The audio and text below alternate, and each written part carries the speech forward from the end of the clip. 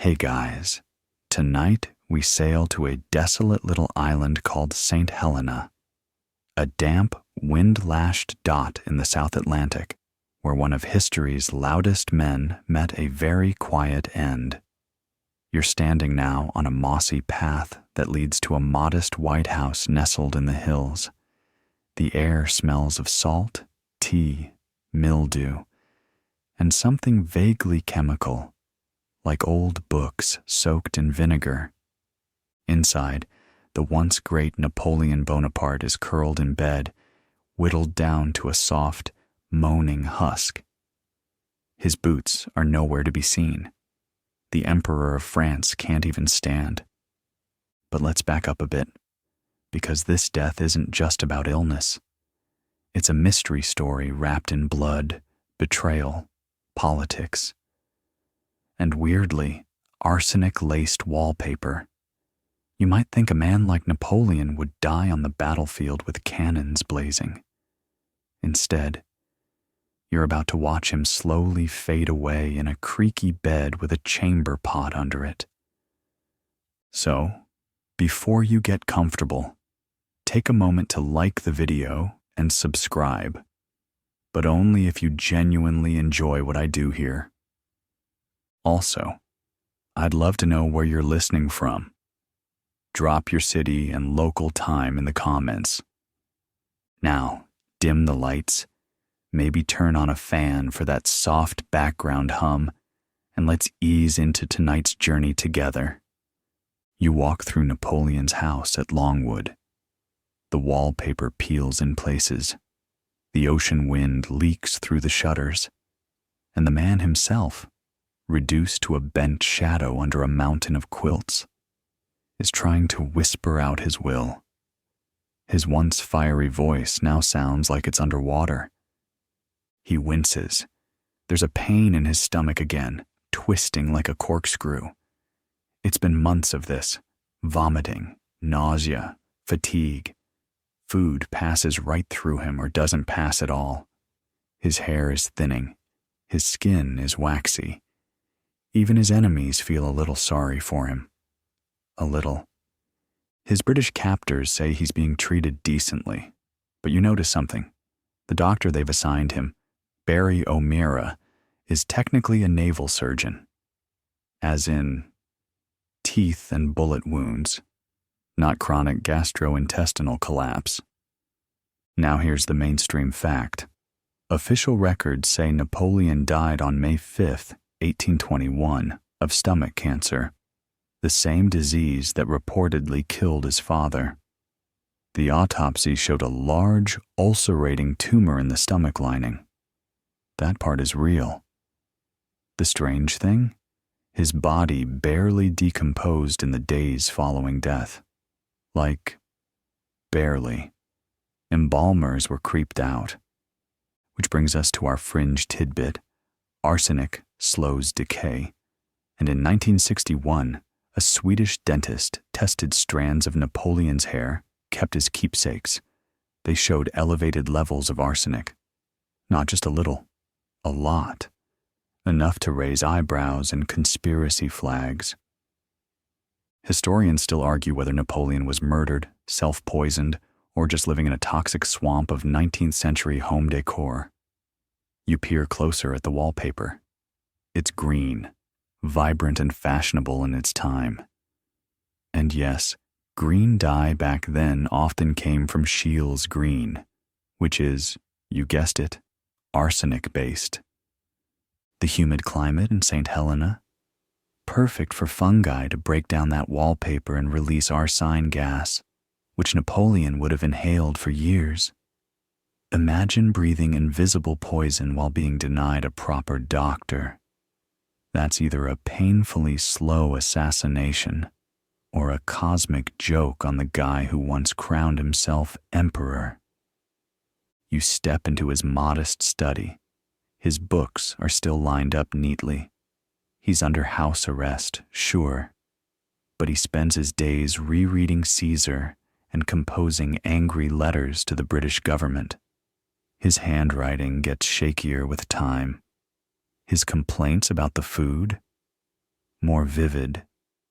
He suspects he's being killed, but can't prove it. His favorite servant, Cipriani, mysteriously dies early on, likely poisoned. His trusted inner circle begins dwindling. Meanwhile, he develops an obsession with his stomach pain. It becomes the central drama of his last years. His bowels, his bile, the strange black coffee vomit. It's all he talks about. At one point, he writes to a friend, "They are killing me by inches." Now, the funny thing about the autopsy, performed by 7 people, most of them not exactly experts, is that it does confirm a tumorous stomach, but it also notes dark green intestinal lesions and strange liver discolorations, which might be signs of chronic arsenic exposure. Or maybe just a tragic family history. Or both. Then there's the English butter he was fed regularly, which might have been stored in copper pots and had traces of arsenic. Or the wine. Or the hair pomade. Or the candles. Basically, if it was 1820 and vaguely fancy, it probably wanted you dead. And here's a moment to picture. On May 5th, 1821, as a thunderstorm builds over the island, Napoleon slips into unconsciousness for the final time. His valet wipes his brow. He mutters something, possibly France, army, head of the army, and then he exhales. That's it, at least officially. You stand beside his bed, now vacant. You look out over the Atlantic, gray and infinite. His body is buried under a weeping willow, marked with a simple stone. Just Napoleon. The British feared naming him too. Grandly would ignite a posthumous revolution. Fast forward to 1840. His remains are dug up, shipped home to France, and placed in an elaborate tomb in Paris. According to observers, the body looked almost perfect, like someone had just pressed pause on decay. You glance at his corpse. It still has hair. The eyebrows are there. The fingernails haven't even gone brittle. Some called it divine preservation. Others whispered, poisoned bodies rot slowly. By now you're thinking, if arsenic was involved, who had the motive? Enter Count Charles de Montholon, a loyalish French noble who volunteered to follow Napoleon into exile. Later evidence shows he received huge payments from the Bourbons, Napoleon's rivals. He also helped handle the food. You can't quite see Montholon's face. It's obscured in shadows. But there's a smile on his lips. And here's a darker twist. Some modern scholars believe Napoleon may have been poisoning himself in low doses, on purpose, not to die, but to build immunity in case someone else tried to do it. Ancient rulers did that all the time. Mithridates syndrome, they called it. Except, if you miscalculate that just once, you exit the house. The air smells of rust and seawater. Behind you, a seabird screeches. Napoleon's ghost doesn't rise in fury. He stays curled in his bed, dreaming of Austerlitz, Moscow, and glory, while the real killer, be it cancer or conspiracy, slips quietly into the wallpaper. You're trudging through the Egyptian desert now, sand gritting between your teeth, sun bleaching your thoughts blank. Ahead, something glints. Gold, glass, a glimpse of eternal vanity. You're standing at the edge of the Valley of the Kings, where time lies in pieces, waiting to be catalogued. And deep in the earth, locked in a gaudy sarcophagus, lies the most famous dead teenager in human history, Tutankhamun, King Tut. Pharaonic footnote turned global celebrity. You duck into the tomb. The air is dense and sweetly stale, like someone's been roasting resin in time. Tut's body lies there, twisted and blackened, looking more like jerky than royalty. His limbs are bent in unnatural ways. His ribs are missing. And yes, his nose is completely gone. It's not elegant. For decades, schoolbooks swore he died mysteriously at 19, possibly from malaria, possibly from a chariot crash, possibly from being Tut. But you're here now, and the scene's stranger than any of those old theories led on. Let's rewind to the mainstream bit first. Tutankhamun reigned during Egypt's 18th dynasty, around 1332 to 1323 BCE. He ascended the throne as a child, probably around 9, and ruled for just a decade. He inherited chaos. His father, Akhenaten, had tried to upend centuries of Egyptian religion by worshipping a single sun god. People hated that. When Tut took power, Egypt scrambled to return to the old ways. You can almost hear the priests sigh in relief. Tut was a bandaged band-aid on a civilizational wound. He didn't really command. He just existed. And then, he didn't. His tomb was discovered in 1922 by Howard Carter, who found it nearly intact, overflowing with treasure, mystery, and the smell of old oil. But Tut's body? That was cooked. Here's the quirky bit. Carter and his team had to literally chisel the body out of the coffin because Tut's remains had melted into the resins used in burial. Think mummy casserole. Why? Well, it turns out, when embalming oils are poured in too generously, sealed tightly, and left in a hot tomb, they bake. Not metaphorically, chemically. Tut was slow roasted in his own funerary stew. You crouch beside him now. His torso is flattened, bones snapped, and organs missing. Some scholars think the embalmers botched the job, panicked, and rushed the burial. Others whisper that he was already falling apart when he died. Historians still argue whether Tut died from natural causes, accident, or royal assassination, and each theory tells a different story. First, the malaria and genetic defect angle. A 2010 DNA study showed that Tut had malaria, a clubfoot, and possibly necrosis in one leg. He needed a cane. Several were found in his tomb. If he fell and broke something while sick, an infection could have done him in. Makes sense. Feels plausible. But then there's the chariot theory. A 2005 CT scan revealed massive trauma to his ribcage and pelvis. Like someone had opened him up with force. If he'd fallen from a chariot or been struck while riding, it could explain the internal damage.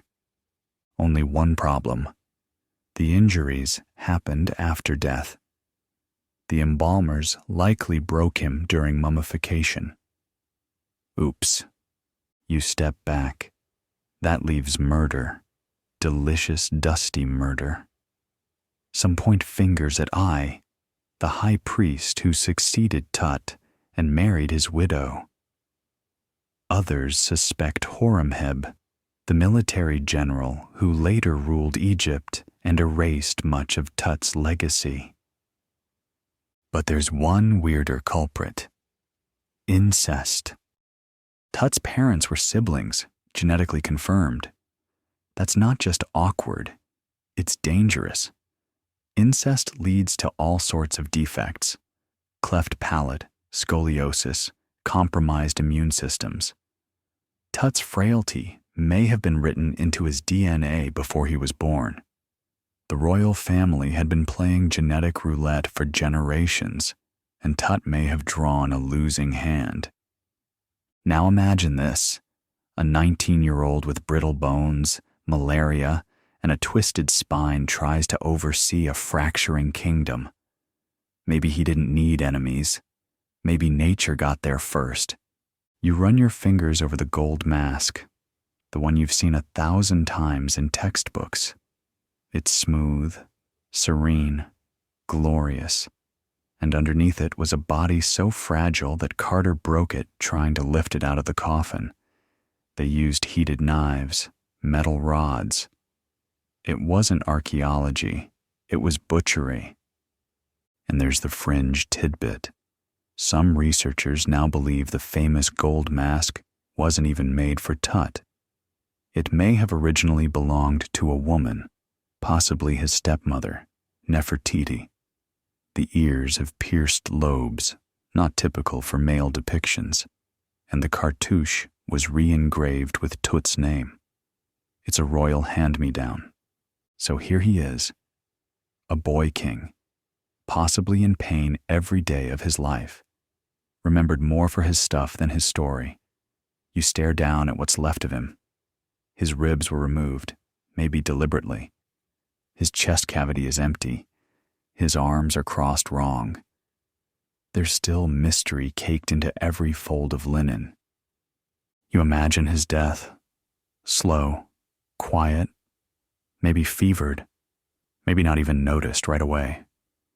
In the end, he may not have been killed so much as neglected, used, forgotten, and then mummified so badly that we're still trying to figure out what broke him: biology, betrayal, or embalming fluid. Outside the tomb, the wind howls like it remembers. Sand shifts over the door. Somewhere in the dark, a curse jokes about its own reputation. And Tutankhamun lies in royal repose, melted, shattered, misunderstood. You're coughing now, not dramatically, just one of those dry, tickly little things, the kind you barely notice, but imagine it gets worse and worse until you can't stop. Your lungs tighten, your chest feels heavy, your body burns with fever, and then you die. Welcome to London, 1685, and the tragic final hours of King Charles II, a monarch whose death reads like the world's worst medical improv show. You're in the grand Whitehall Palace, surrounded by velvet drapes, flickering candles, and more powdered wigs than air molecules. Charles has collapsed. Again. He's been complaining of back pain and sluggishness for weeks. But today, he's gone full medical emergency. They lay him on a massive 4-poster bed and call for the best minds of the royal court. And by best minds, we unfortunately mean 17th century doctors who believe in balancing humors, bleeding fevers out, and for good measure, boiling white onions in milk. So begins the most intense and most questionable deathbed treatment in royal history. First, they bled him. A lot, like 16 ounces at once, then more later. In total, the king lost over a pint of blood in a body already dangerously ill. Next came the purges. They gave him cenopods and antimony, strong laxatives to flush his system, which meant the poor guy was not only dying, he was also violently and repeatedly evacuating whatever dignity he had left. Still not cured? No problem. Doctors cranked up the treatments, cupping to draw out evil spirits through the skin, mustard plasters on his feet to pull down the illness, blistering agents applied to his shins and scalp to raise blisters and drain bad humors. Enemas, multiple, some filled with honey and turpentine. You wince. Charles probably did too. He couldn't even sit up unaided by the second day. He drifted in and out of consciousness, lucid just long enough to murmur apologies for being such an unconscionable time dying. Kingly, even in agony.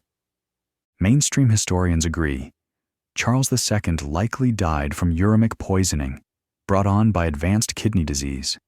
His symptoms, headaches, nausea, seizures, and that infamous fit, match a kidney failure spiral. His doctors, of course, didn't know kidneys existed as we do now. Still, they treated him like a roast, bleed the juices, rub in herbs, baste hourly with leeches.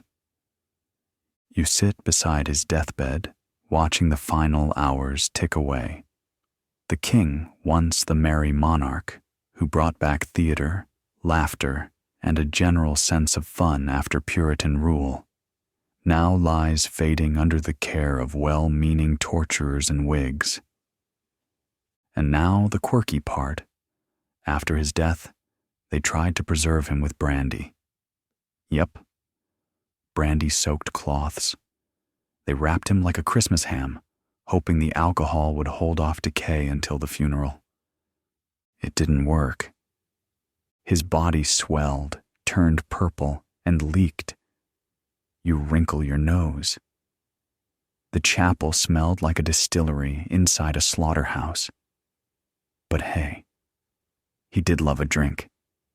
Historians still argue whether Charles's death was accelerated by the treatments or inevitable. Some insist that even modern medicine couldn't have saved him. Others point out that half of what they did probably made him worse. He might have survived a few more months, maybe even years, if they'd just given him water, a bedpan, and a nap. But no, 17th century protocol demanded action. Lots of it. Because if the king dies while you just stand there, you're out of a job. Or worse. It wasn't just about healing. It was about performing care. And sometimes, performing care becomes its own silent killer. There's one detail most people miss, and it's oddly intimate. Charles II had a black spaniel that refused to leave his side. The dog curled at the foot of the bed throughout the ordeal, watching its master be prodded, drained, and blistered into oblivion. When Charles finally passed, the spaniel reportedly howled and refused to eat. And here's the fringe tidbit. Some conspiracy theorists, because there are always a few, have speculated that Charles was slowly poisoned over time. Not by enemies, but possibly by his own medications. Many of the compounds he took contained mercury, antimony, and lead, heavy metals that, over time, can destroy your kidneys. So what killed Charles? Was it the disease, the doctors, or the desperate attempt to cure something no one understood? You lift a leech from the tray beside his bed. It's sluggish, overfed, a little bloated. Probably the healthiest thing in the room. The king, meanwhile, is barely recognizable, more bandage and bile than man. On his final day, he mumbles a few last words. They're oddly polite. "I am sorry, gentlemen, for being such a time a-dying." He then turns his head and mutters, "Let not poor Nellie starve." That's Nell Gwynn, his long-time mistress.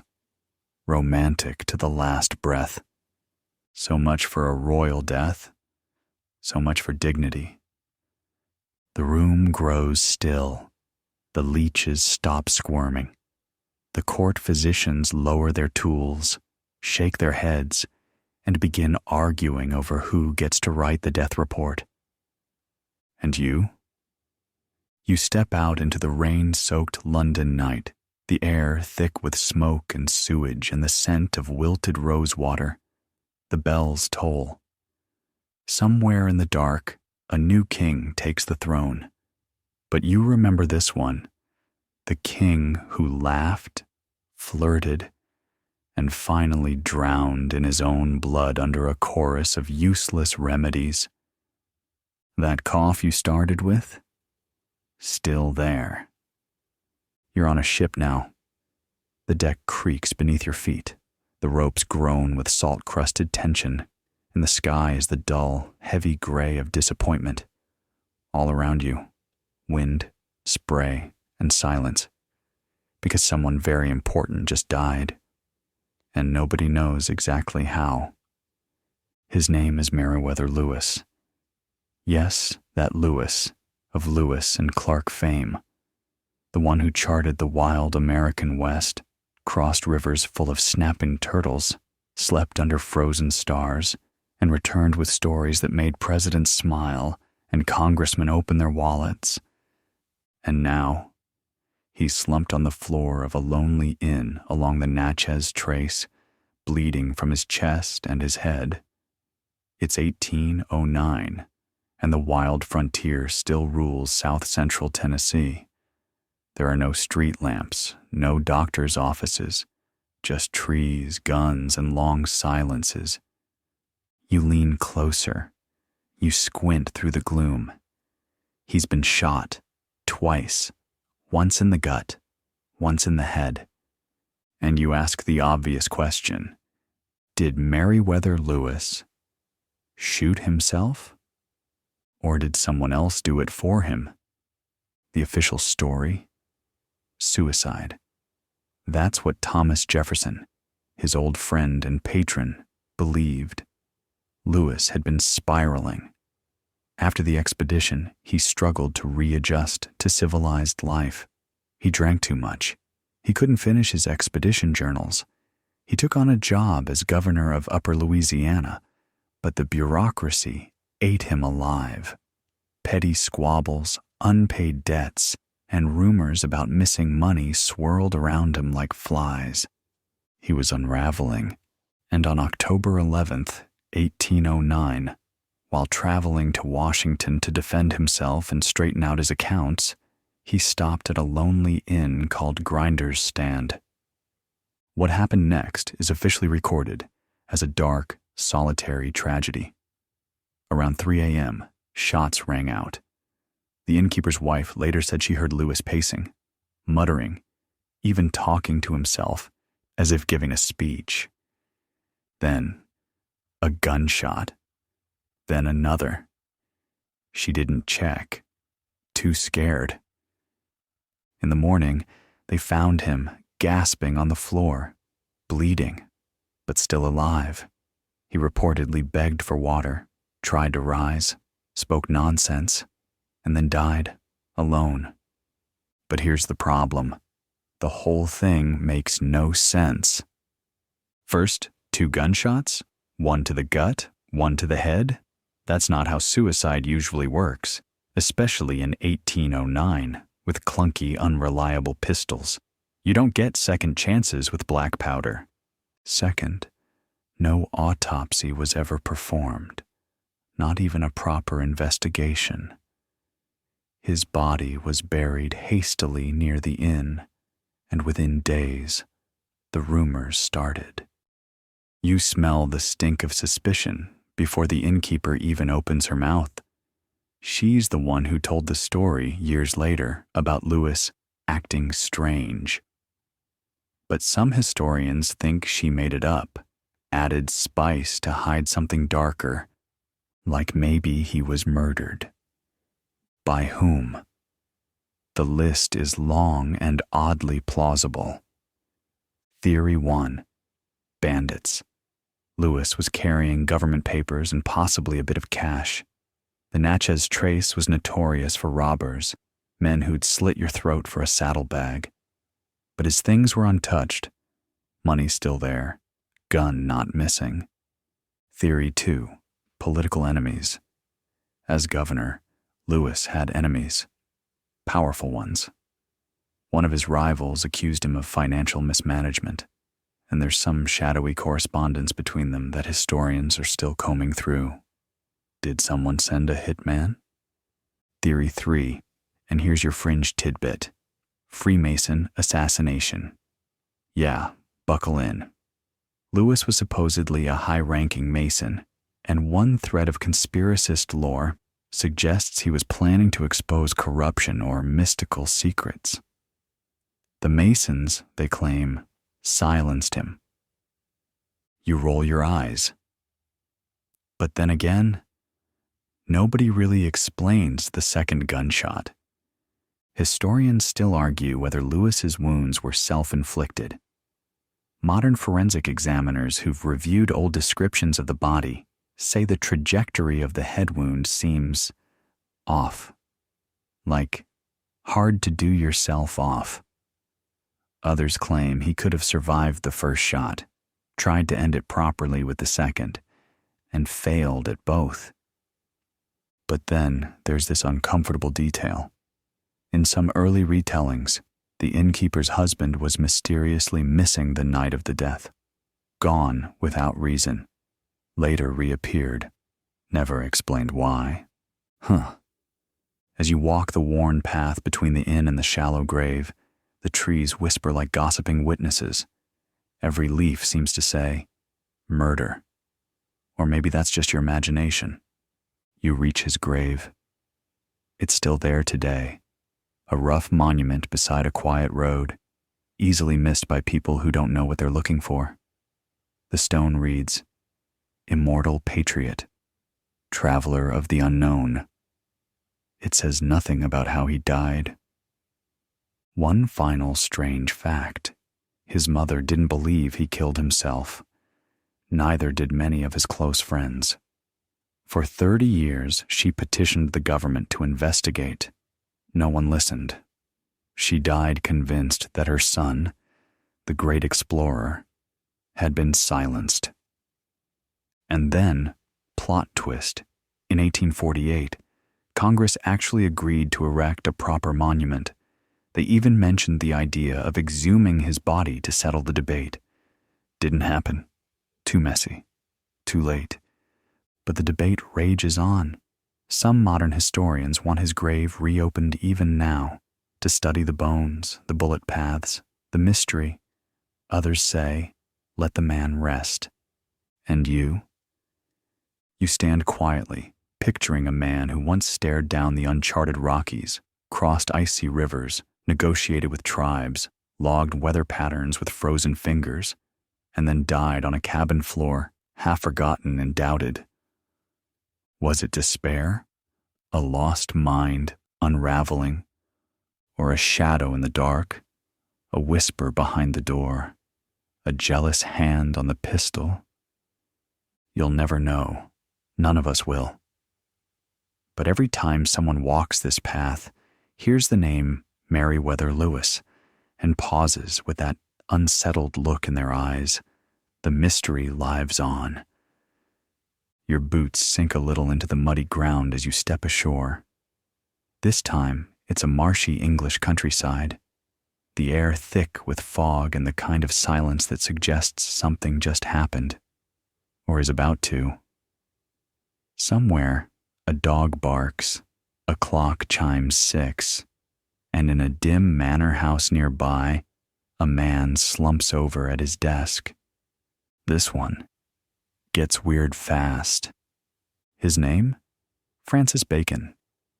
Yes, the very Francis Bacon, philosopher, essayist, Lord Chancellor, and the man often credited with inventing the modern scientific method.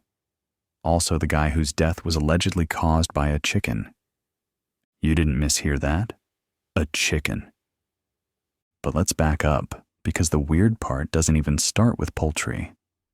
It begins with curiosity.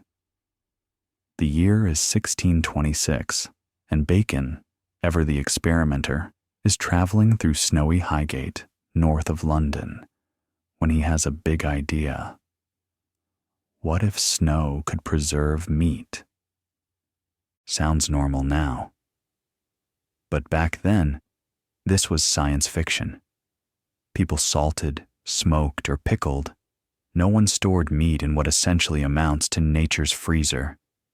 So Bacon, naturally, demands an impromptu experiment. He hops out of his coach, buys a chicken, and personally stuffs it full of snow.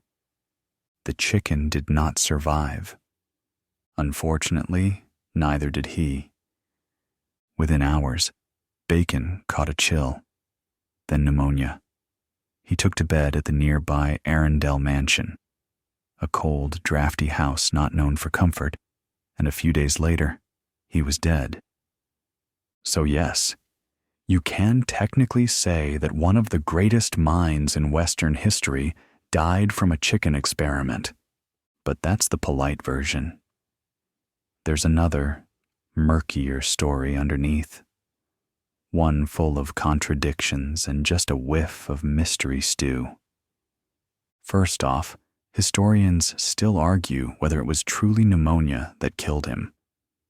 Some early accounts suggest asphyxia, others point toward a fever from exposure. One particularly juicy letter from a friend mentions Bacon being put into a damp bed after his experiment and never recovering. Wait, a damp bed? Yeah. Supposedly, the staff at Arundel House didn't have a proper place for him to rest, so they shoved him into a cold, musty guest bed. You know, the one normally used for luggage or dying aristocrats no one liked. So now, picture it. A man who once wrote brilliant treatises on knowledge, who tried to reform the legal system, who basically invented data-driven thinking, lies coughing in a mildewed featherbed, all because he wanted to see if snow could preserve a drumstick. And here's the fringe tidbit.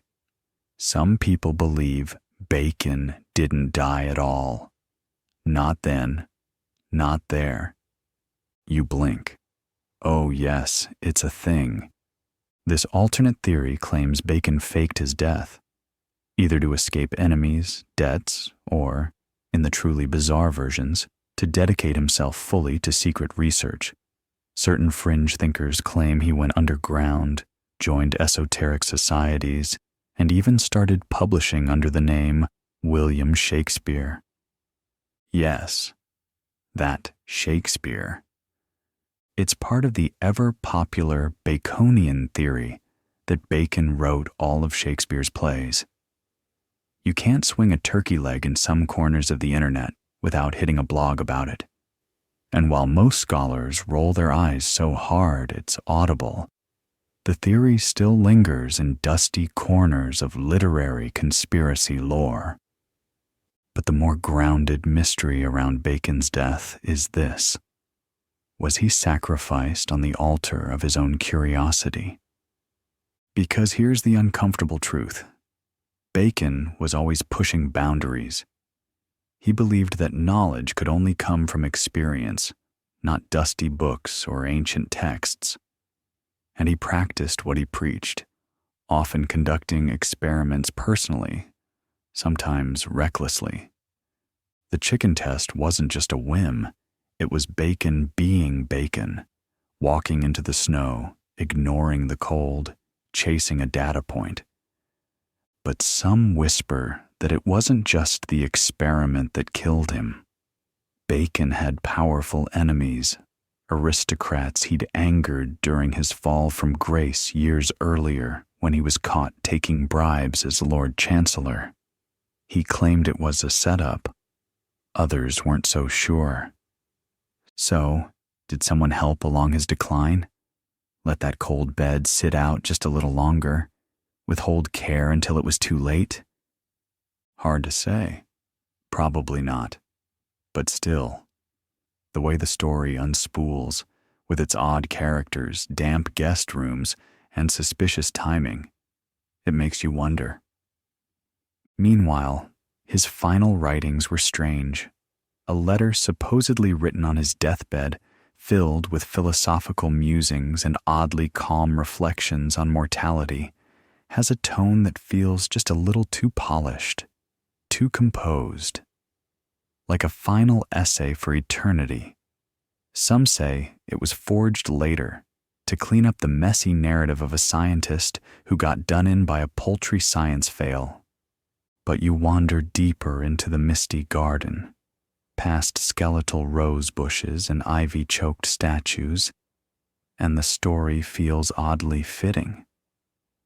Bacon didn't die in some grand chamber surrounded by scrolls and students. He didn't collapse in a courtroom or during a royal debate. He died trying to freeze a chicken, testing a theory, literally experimenting until the end. You have to respect the dedication. Modern scholars now point to Bacon's strange passing as the ultimate parable of scientific ambition. Do the work, take the risk, accept the outcome, even if the outcome involves hypothermia and a very confused bird. Still, imagine trying to explain it to your friends. So, how'd Bacon die? Oh, well, he tried to refrigerate meat with snow and gave himself pneumonia. Genius move. And yet, we still call him a genius, because he was. The man took an age obsessed with ancient texts and dragged it, kicking and sneezing, into the age of inquiry, even if he never quite made it to the freezer aisle. You turn one last time toward the grand old house. It's gone now, of course, just stones and ghosts and a very persistent legend. But maybe, if you squint, you can still see a figure in a velvet cloak, shaking snow into a chicken's hollowed-out body with a grin. That's science, baby. You're somewhere warm now, sticky, tropical even. The air smells of citrus and sweat, the way it always does in places where formal dress codes refuse to account for humidity.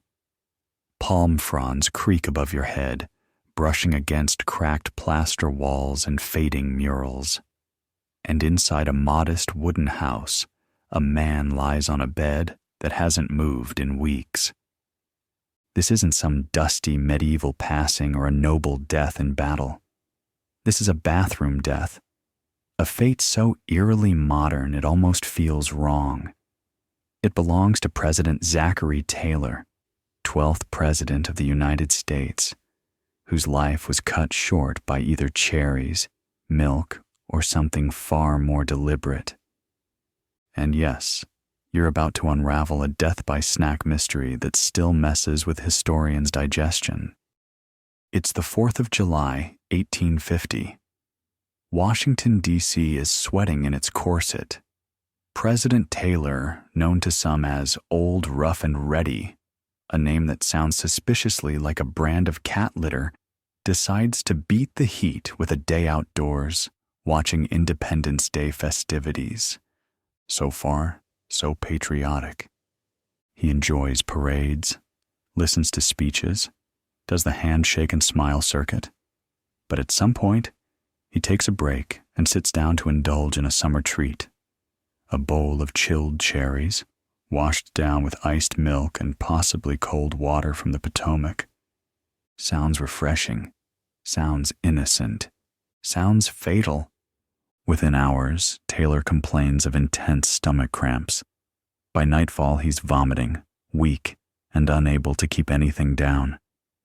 For the next 5 days, he deteriorates rapidly, suffering from severe gastrointestinal distress, fever, and what doctors at the time called cholera morbus. Now that term, cholera morbus, was a kind of catch-all. It could mean actual cholera, food poisoning, or any particularly violent stomach bug. In Taylor's case, the official story, he died from acute gastroenteritis, likely from spoiled fruit or dairy in the middle of a muggy D.C. summer. That would make him the only U.S. president to be taken down by fruit salad. But it didn't take long, mere weeks in fact, before whispers began to crawl out from under the white columned rotunda. Because something didn't sit right with people, not just the cherries. Why, they wondered, would a man in robust health, who had survived multiple battlefield campaigns under brutal conditions, drop dead from a picnic? So the questions started. What if he'd been poisoned? And that, dear listener, is where this sleepy summer death shifts into conspiracy. Let's set the political scene. Zachary Taylor was a Southern slaveholder, yes, but he'd shocked many by opposing the expansion of slavery into new territories. As the country teetered toward civil war, Taylor's stance infuriated powerful interests in both the North and South, especially Southerners who had banked on his loyalty. So, when he suddenly died after ingesting an easily tampered with meal, well, people noticed. Rumors swirled. Arsenic, antimony, a slow-acting poison introduced into his cherries or milk. Some even floated the idea of deliberate sabotage from within his own cabinet, worried that Taylor's anti-secessionist policies might tilt the fragile political balance. Historians still argue whether any of these whispers hold merit. Most conventional biographers lean toward the gastroenteritis theory, pointing to poor sanitation in D.C., widespread cases of dysentery that year, and the total absence of modern refrigeration. But others aren't so quick to write it off as bad dairy. In 1991, yes, over 140 years later, the conspiracy got a fresh jolt. A professor named Clara Rising, convinced Taylor had been poisoned, successfully lobbied to have his body exhumed. That's right, they dug him up, from his tomb in Louisville, Kentucky, to a forensic lab in Arkansas. There, forensic scientists tested samples of Taylor's hair, fingernails, and other tissues for traces of arsenic or other toxins. And the results? The arsenic levels were normal. Case closed, right? Well, not entirely, because while it seems unlikely that he was poisoned with a heavy metal, the autopsy couldn't rule out other substances that degrade quickly, like certain plant-based poisons or poisons that mimic illness. Modern techniques might detect them today. But in 1991, the science wasn't quite ready. So, the cherry theory lives on. Oh, and here's the fringe twist for your midnight brain. Some even believe Taylor's death was faked, that he went into hiding to escape a brewing political coup or to form a secret Southern alliance. Others claim he died of heat stroke, and the food theory was a cover-up for governmental negligence. Whatever the case, the man spent more time on his deathbed than he did crafting policy.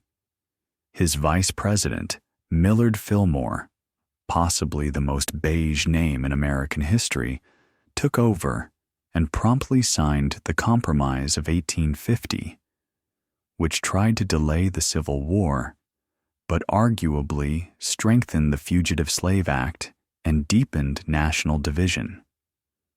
So, in a way, Taylor's death, whether from poisoned picnic or simply bad luck, changed the course of American history. As you tiptoe through the creaking floorboards of that hot, humid room in the White House, you see the outline of a once sturdy soldier wasting away. A man who dodged bullets and sabers, who crossed rivers and deserts, who'd led men through tropical campaigns, and was undone by snacks. You start to wonder how much trust you can really place in summer fruit. Also, here's your quirky tidbit for the night.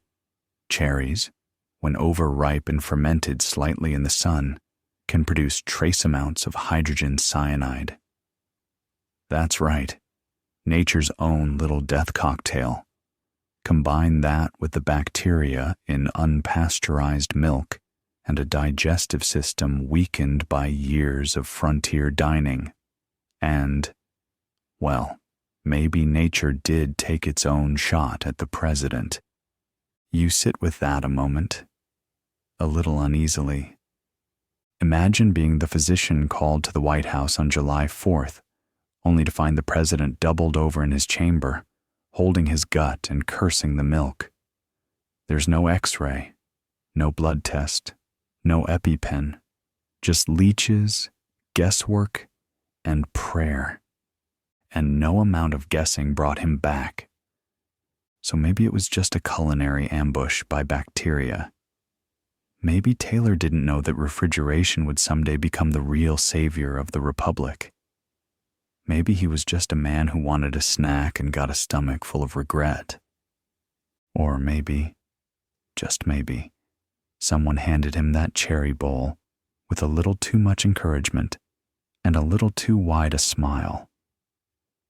Whatever the truth, you step out of that sticky room with a strange appreciation for modern food safety, and just a touch of suspicion every time someone offers you summer fruit.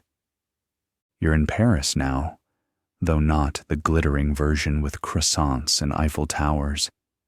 This is pre-electricity Paris, all thick lamplight, muddy horse carts, and narrow alleys that smell like a mixture of wet leather, pipe smoke, and cabbage. Somewhere in the 19th century tangle of salons and conspiracies, a man is curled up in his study, coughing between ink stains. His name is Honoré de Balzac, and yes, you know him, though perhaps not for his death. Tonight, though, you're going to know him because of coffee. Balzac wrote like a demon, seriously. His fingers were basically coffee-powered jackhammers. He produced over 90 novels and short stories, thousands of letters, and volumes of commentary, all while wearing monkish robes and barely sleeping. And how did he fuel this output? 50 cups of coffee a day. That's not an exaggeration. That's a real, self-reported average. So tonight, we're going to tiptoe into the very jittery life and even more jittery death of a man who essentially drowned in his own productivity. You're standing in his cramped Paris apartment now, where the curtains are always drawn, and the smell of ink and espresso grounds has permanently fused with the wallpaper. He's hunched over a desk, muttering to himself, quill darting like a nervous bird as he reaches for yet another mug.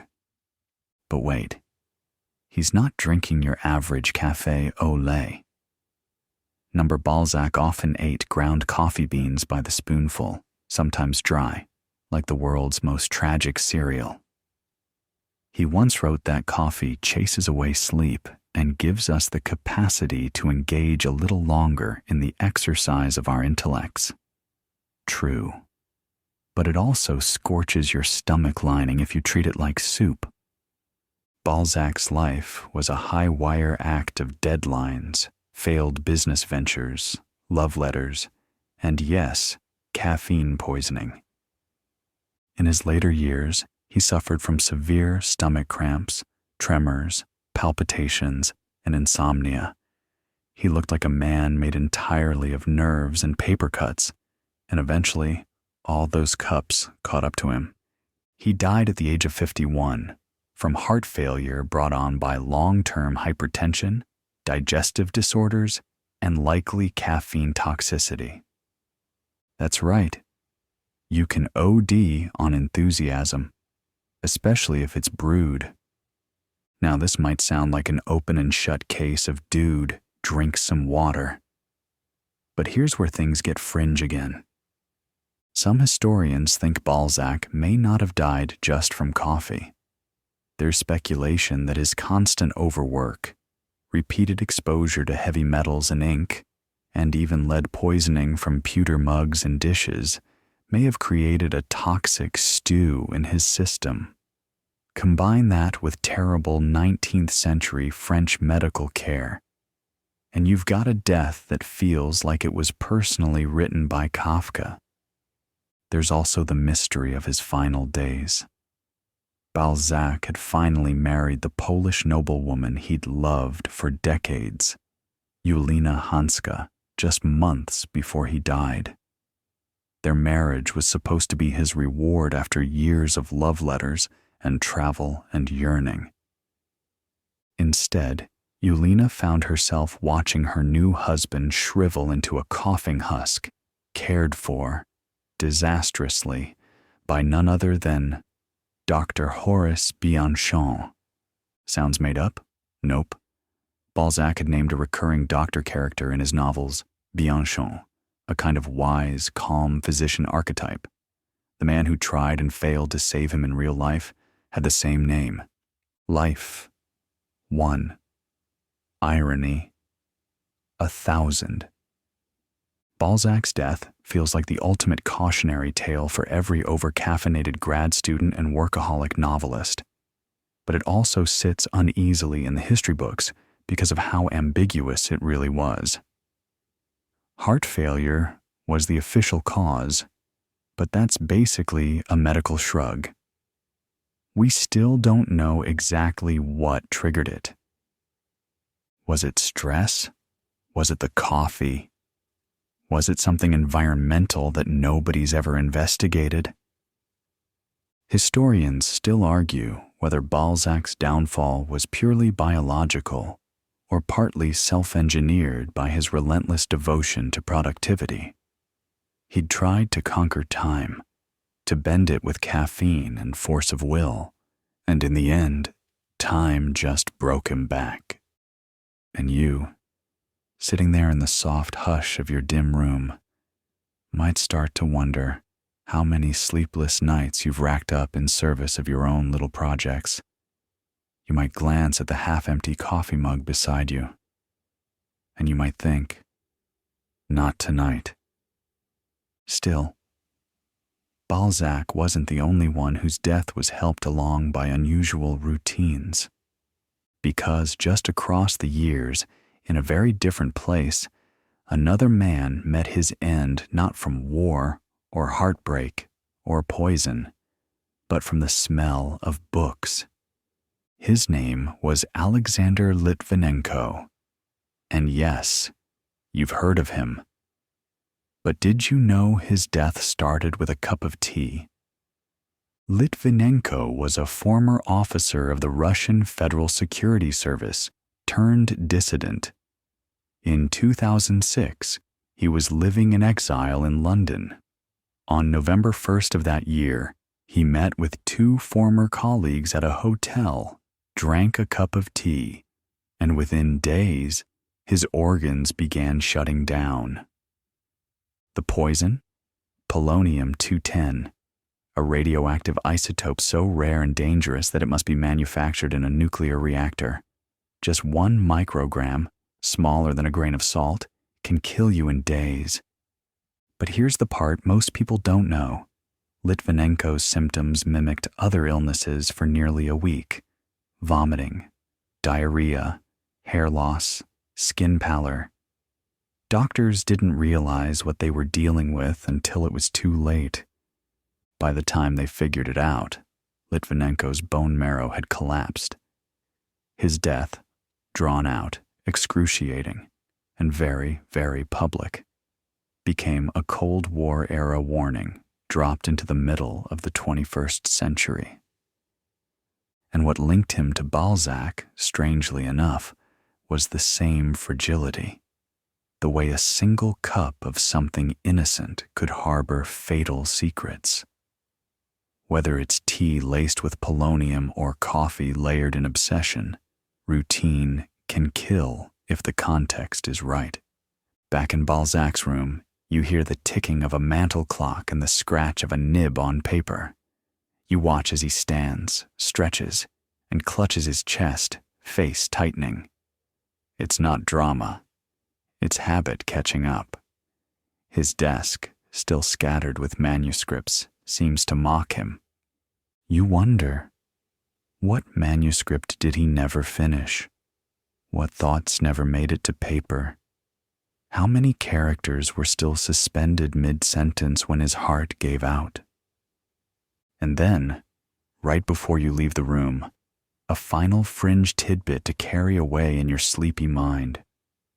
Some biographers claim Balzac was so intense, so eerily productive, that even in death, his fingers twitched, still riding in the air.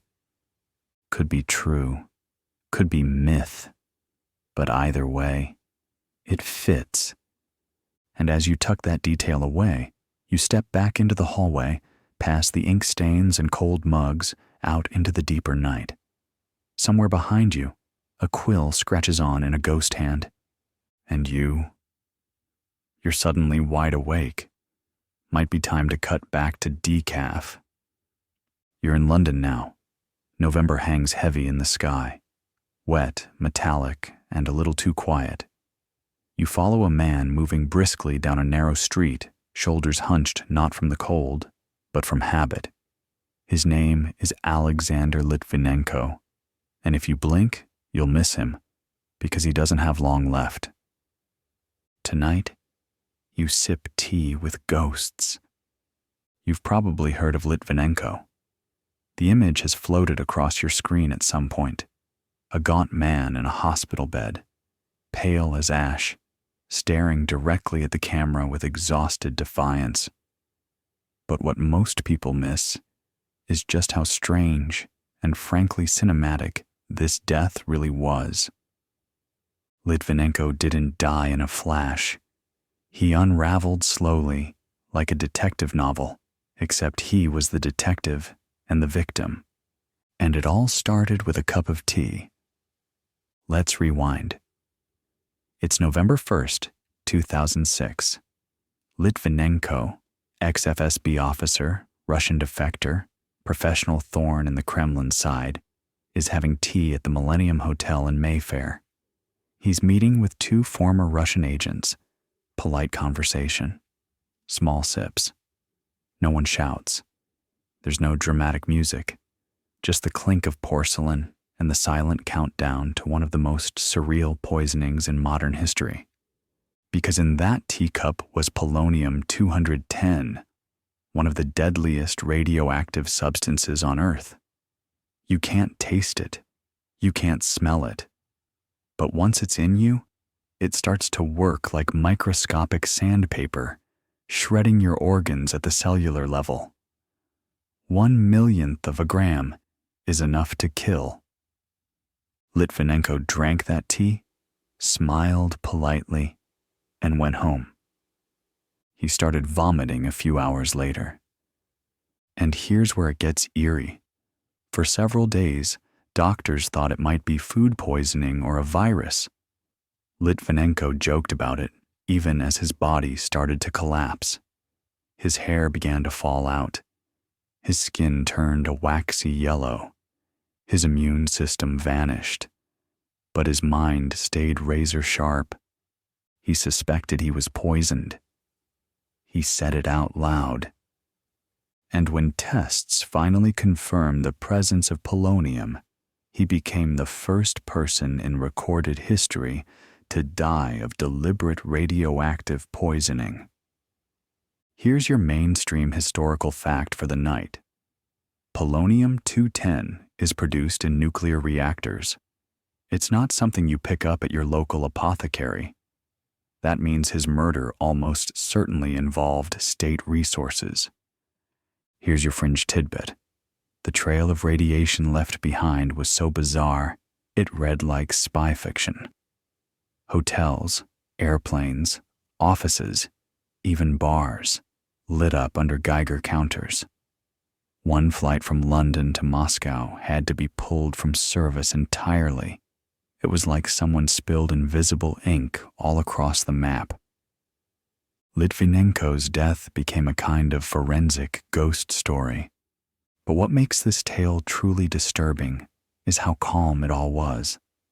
Polonium doesn't bring screams or convulsions. It's a quiet, internal apocalypse. You look fine, then you fade. Litvinenko, days from death, was still alert enough to dictate statements, identify suspects, and speak to the press. He was dying loudly in public, while the actual symptoms whispered. Historians still argue whether Litvinenko's murder was meant as a message or a warning. Was he targeted because of what he knew, or because of who he embarrassed?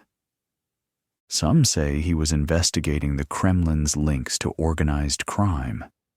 Others believe he'd crossed a red line by accusing Putin directly of involvement in bombings and assassinations.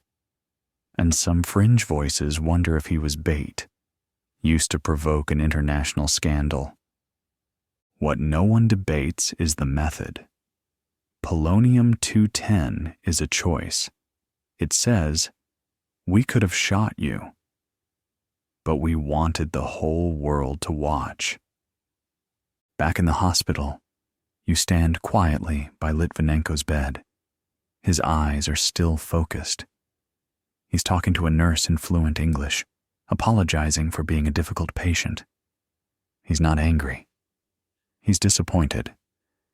You feel the air shift in the room, not just because of the illness, but because of the symbolism. This wasn't just a murder. It was a moment.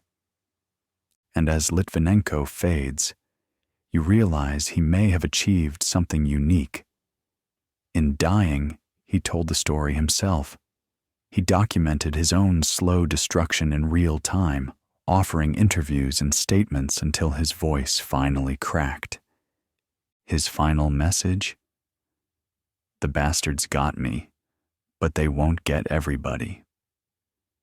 You step out into the London night, past the glowing windows and red double-decker buses. The world is still turning. Tourists are still taking selfies near Big Ben. But you can't unsee the weight of that final cup of tea, and then you blink, and time shifts again. You're standing now in the Italian countryside. It's warm. Birds chirp. There's the smell of lemons and old books. But don't get too comfortable, because the next death on our winding tour involves too much perfume.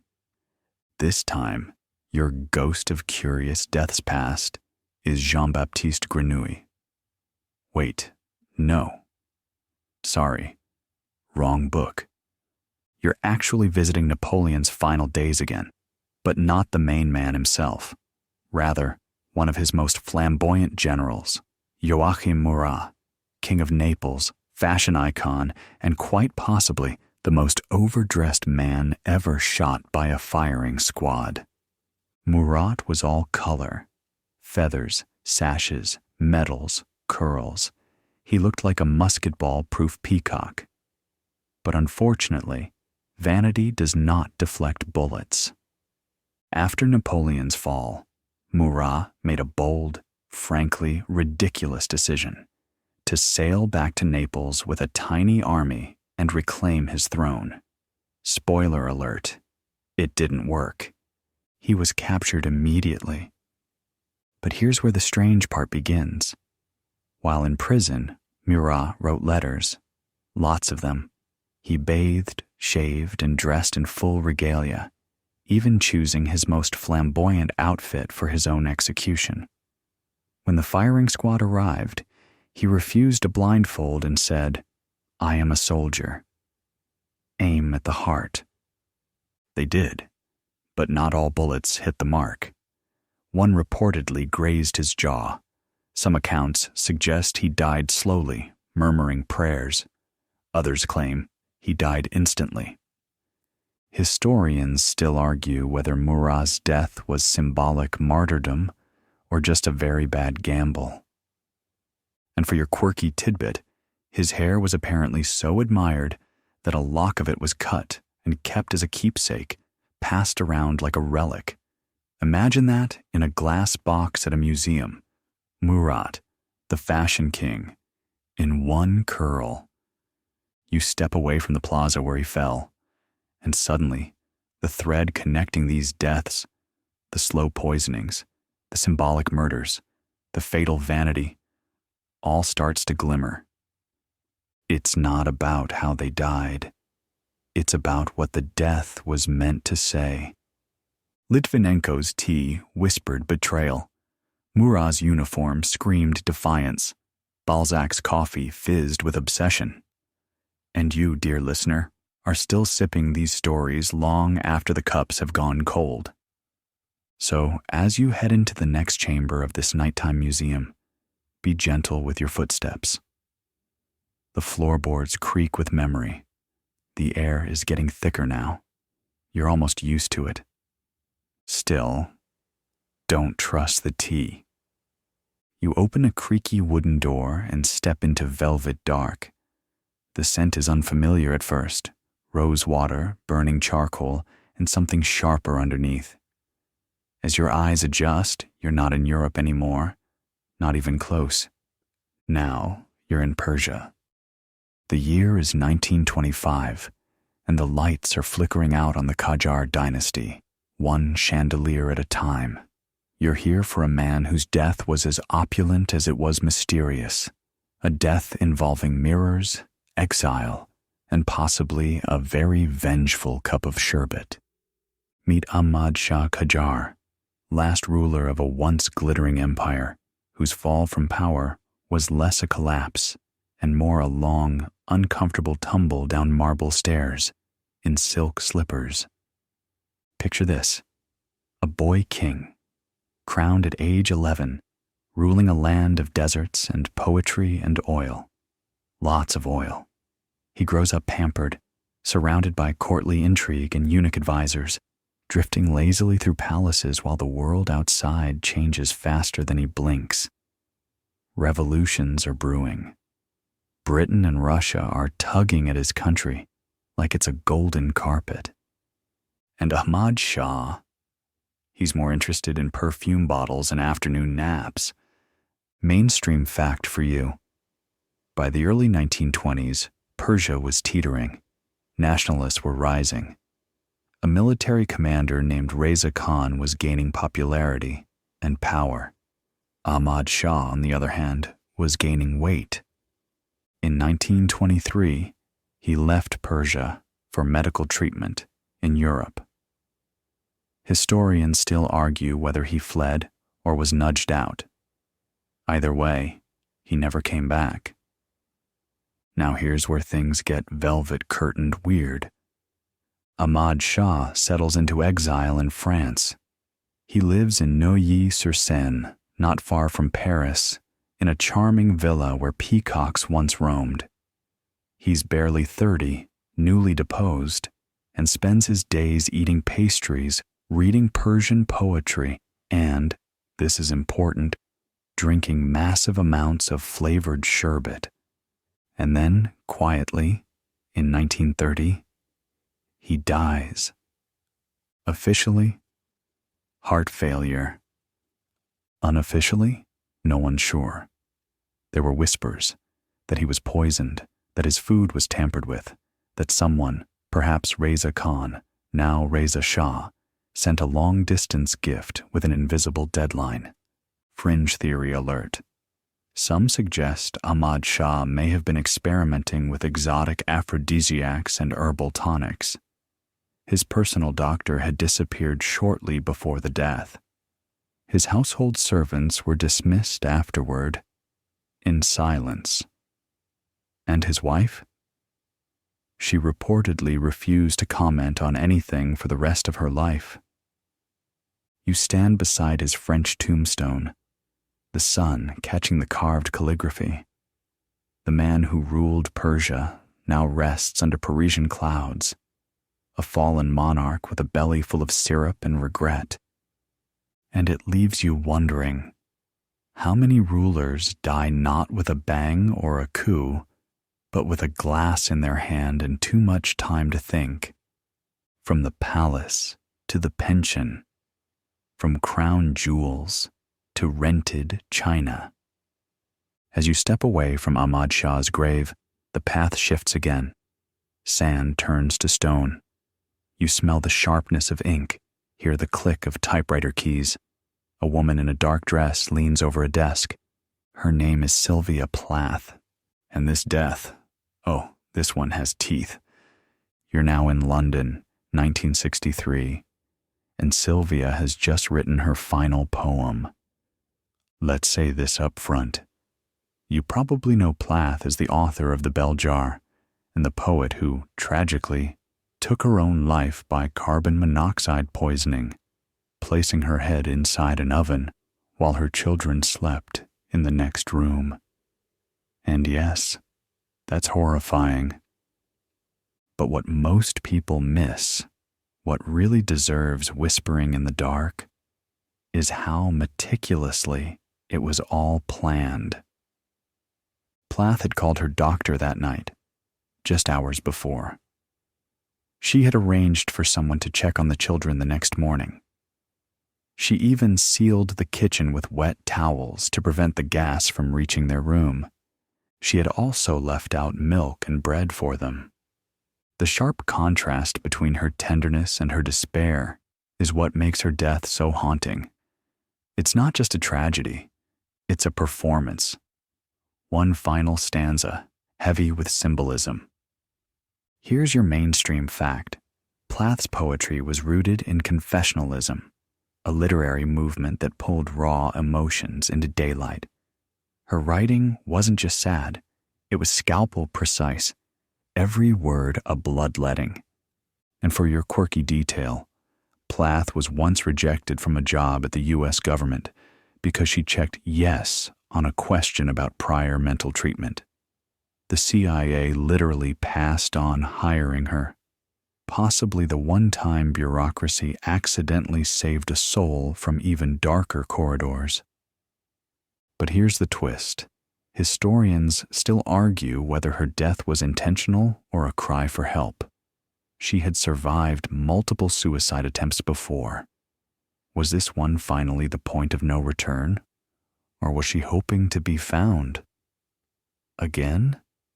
Some say she wanted to scare her estranged husband, Ted Hughes, who had left her for another woman. Others say she simply wanted peace. And others still say her genius was so burning, so volatile, that the world just didn't have the oxygen to hold her. You sit on the floor of that tiny flat in Fitzroy Road. The oven door is closed now. The tea has long gone cold. But her words still hum in the air. I am. I am. I am. You look around and realize how many of these deaths, so-called curious deaths, are really just endings that came a little too soon. Stories interrupted mid-sentence, last meals uneaten, letters unsent. And here, in the flicker of that thought, comes one more. You're in Memphis, 1977. The air smells like peanut butter and sweat. And that, yes, is Elvis Presley in the bathroom. Brace yourself. The king's death is famous, infamous even. But not for the reasons you'd hope. We all know the punchline. He died on the toilet. But the real mystery is why he died on the toilet. Was it the pills? The diet? The sheer weight of celebrity? A man who shook his hips into immortality ended up bloated, drug-addled, and alone in a garishly carpeted Graceland bathroom. Mainstream fact. The official cause of death was cardiac arrhythmia, but this has since been questioned. An autopsy found 14 different prescription drugs in his system. 14, including painkillers, tranquilizers, and sleeping pills. Fringe tidbit. Elvis once believed he was being watched by the government. He even visited the White House in 1970 and asked Nixon to make him a federal agent. In his letter, he claimed he'd studied communist brainwashing techniques. So yes, somewhere in the archives, Elvis might be listed as a rejected junior narc. Historians still argue whether his death was due to chronic constipation, a side effect of his medication, which in turn caused strain on his heart. Yes, death by poop. You're welcome. But it's more than the mechanics. It's the symbolism. Elvis had become a prisoner of his own persona. The jumpsuits got tighter. The audiences grew less thrilled. The once electrifying rebel became a Vegas lounge act, sweating under stage lights and popping pills like candy. And that's how the king died. Not with a mic in his hand, not on stage, but alone, face down on linoleum, feet from a gold-plated sink. There's something oddly Shakespearean about it. You leave Graceland and wipe your hands on your jeans. You didn't touch anything, but somehow you feel like you've been slimed with glitter and tragedy. You think about Sylvia and Ahmad Shah and Litvinenko, about how some deaths are just deaths, but others become legends, murky, theatrical, and impossible to fully explain. And you? You're still here, still walking, through darkened corridors of strange fates and carefully plotted exits. Don't worry, we're not done yet. But maybe, just maybe, go easy on the sherbet tonight. You're not quite sure when you left Memphis, but the air has shifted. It's thinner now, bone dry, carrying whispers across red dust plains. You look down. Your boots are scuffed. There's no music in the distance, only the metallic screech of wind against sheet metal. Welcome to New Mexico, 1945. And the next death? Well, let's say it might have shaped the modern world more than any monarch, poet, or rock star ever could. His name was Louis Slotin, and he's about to teach you how not to handle a nuclear core. Slotin was a Canadian physicist, a genius with a rebellious streak, who worked on the Manhattan Project, America's desperate World War II race to build the first atomic bomb. He wasn't just smart, he was bold, too bold. The kind of man who treated radioactive cores like oversized paperweights. Mainstream fact first. After the bombs dropped on Hiroshima and Nagasaki, there were still cores left at Los Alamos, the top secret lab in the desert where it all began. One of them was nicknamed the Demon Core, and that's where things go very, very wrong. It's May 21st, 1946. Slotin is demonstrating a delicate procedure to a colleague. They're performing a criticality test. Basically, pushing a core as close as possible to the brink of nuclear reaction without tipping it over.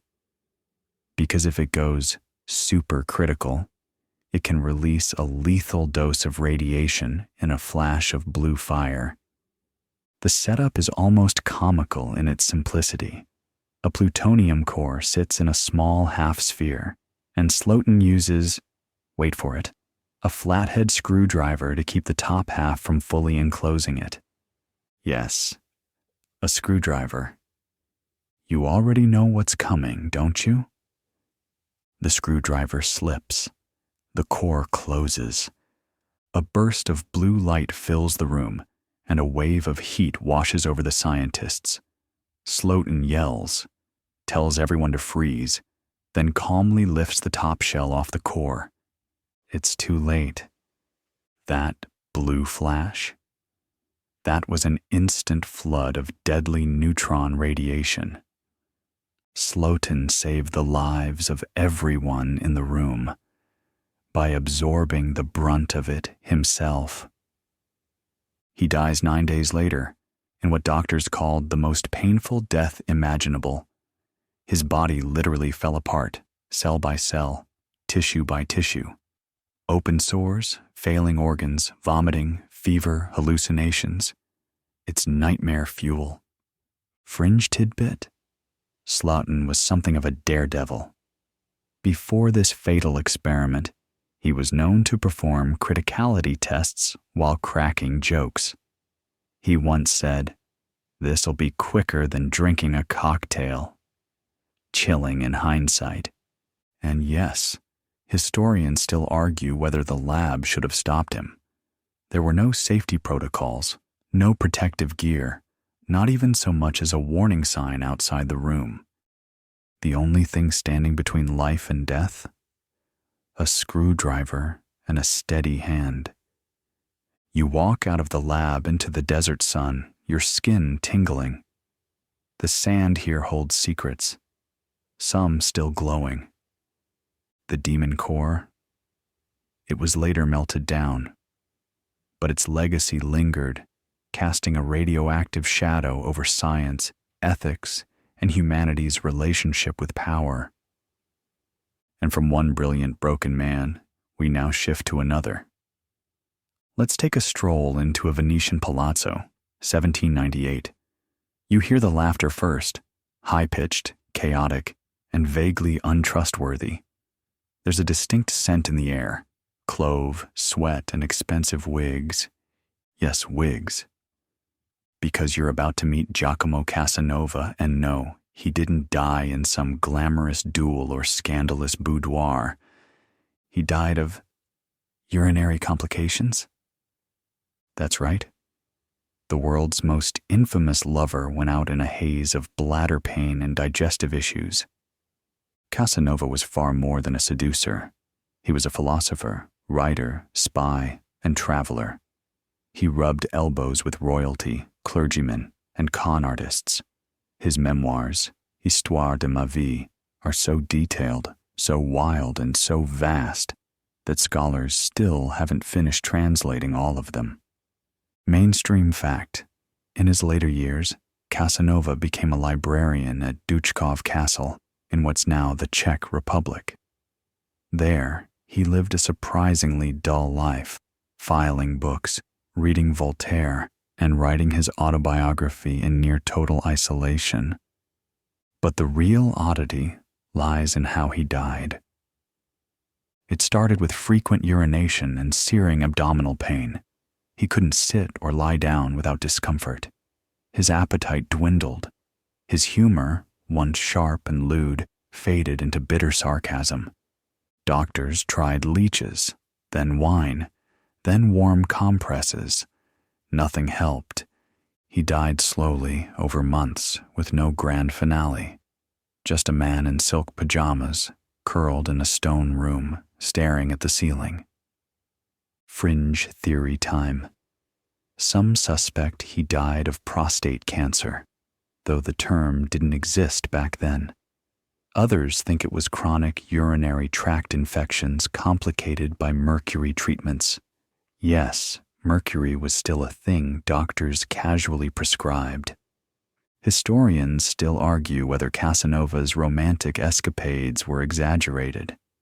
He often painted himself as the irresistible center of every room, but contemporary letters suggest not all women were thrilled by his advances. Some were even afraid of him. You tiptoe away, dodging a collapsing bookshelf. And suddenly, the rooms go darker, more severe. You're now in the American South, 1931. A gravel road stretches endlessly under a hot, cruel sun. A man walks alone. His name is Bessie Smith, and you guessed it. He's not actually a man. But that confusion? It's key to our next story. Because Bessie Smith, the Empress of the Blues, died not because of a car crash, which did happen, but possibly because of segregation and medical neglect. Let's get it straight. Bessie Smith was riding in a car on Route 61 when it crashed near Clarksdale, Mississippi. Her arm was almost severed. She needed immediate care. The first hospital turned her away because she was black. By the time she reached a segregated hospital hours later, it was too late. She bled to death. Mainstream fact: Smith was one of the most powerful performers of her era. Her voice could shake a tent pole. She sold hundreds of thousands of records and commanded respect in male-dominated jazz circles. But here's a lesser-known, chilling detail. One witness said a white driver passed the scene, saw Bessie Smith bleeding, and kept going. He later told police he thought it was just another bootlegger accident. Fringe tidbit. There's still debate over which hospital turned her away. Historians still argue whether she might have survived if the crash had happened just a few miles in the other direction, closer to a more progressive town, or at least one where the ambulance wasn't shaped by racism. There's a quiet tragedy in how Bessie's voice, strong, defiant, and unforgettable, was ultimately silenced, not by fate, but by a system built to ignore her. And so we linger on this thought. How many deaths are curious, not because they're unsolved, but because they reveal something shameful, something we don't want to admit? A girl with poems in her lungs, a king on a linoleum floor, a physicist armed with a screwdriver, and a blues queen denied a doctor. They all wanted to live. Some even tried heroically. And yet, here we are, tracing their steps, peering into hospital rooms and palaces and deserts and kitchens. You sit back for a moment and catch your breath. 10 stories down, 5 more to go. But here's the kicker. It's not going to get any less strange from here. In fact, next up, a president. In Dallas, you're on a slow-moving motorcade now. The crowd is thick, shoulders pressed close under a hot Texas sun. American flags flutter, their edges limp with humidity. You're perched behind the convertible. Yes, a convertible. And the man beside you is smiling like the whole country doesn't ache beneath the surface. It's Dallas, November 22nd, 1963. And the man is John F. Kennedy. Let's be honest. You already know where this ride ends. But tonight, we're not just here for the bang. We're here for the bewildering soup of shadows that still surrounds it. The mainstream fact is simple enough.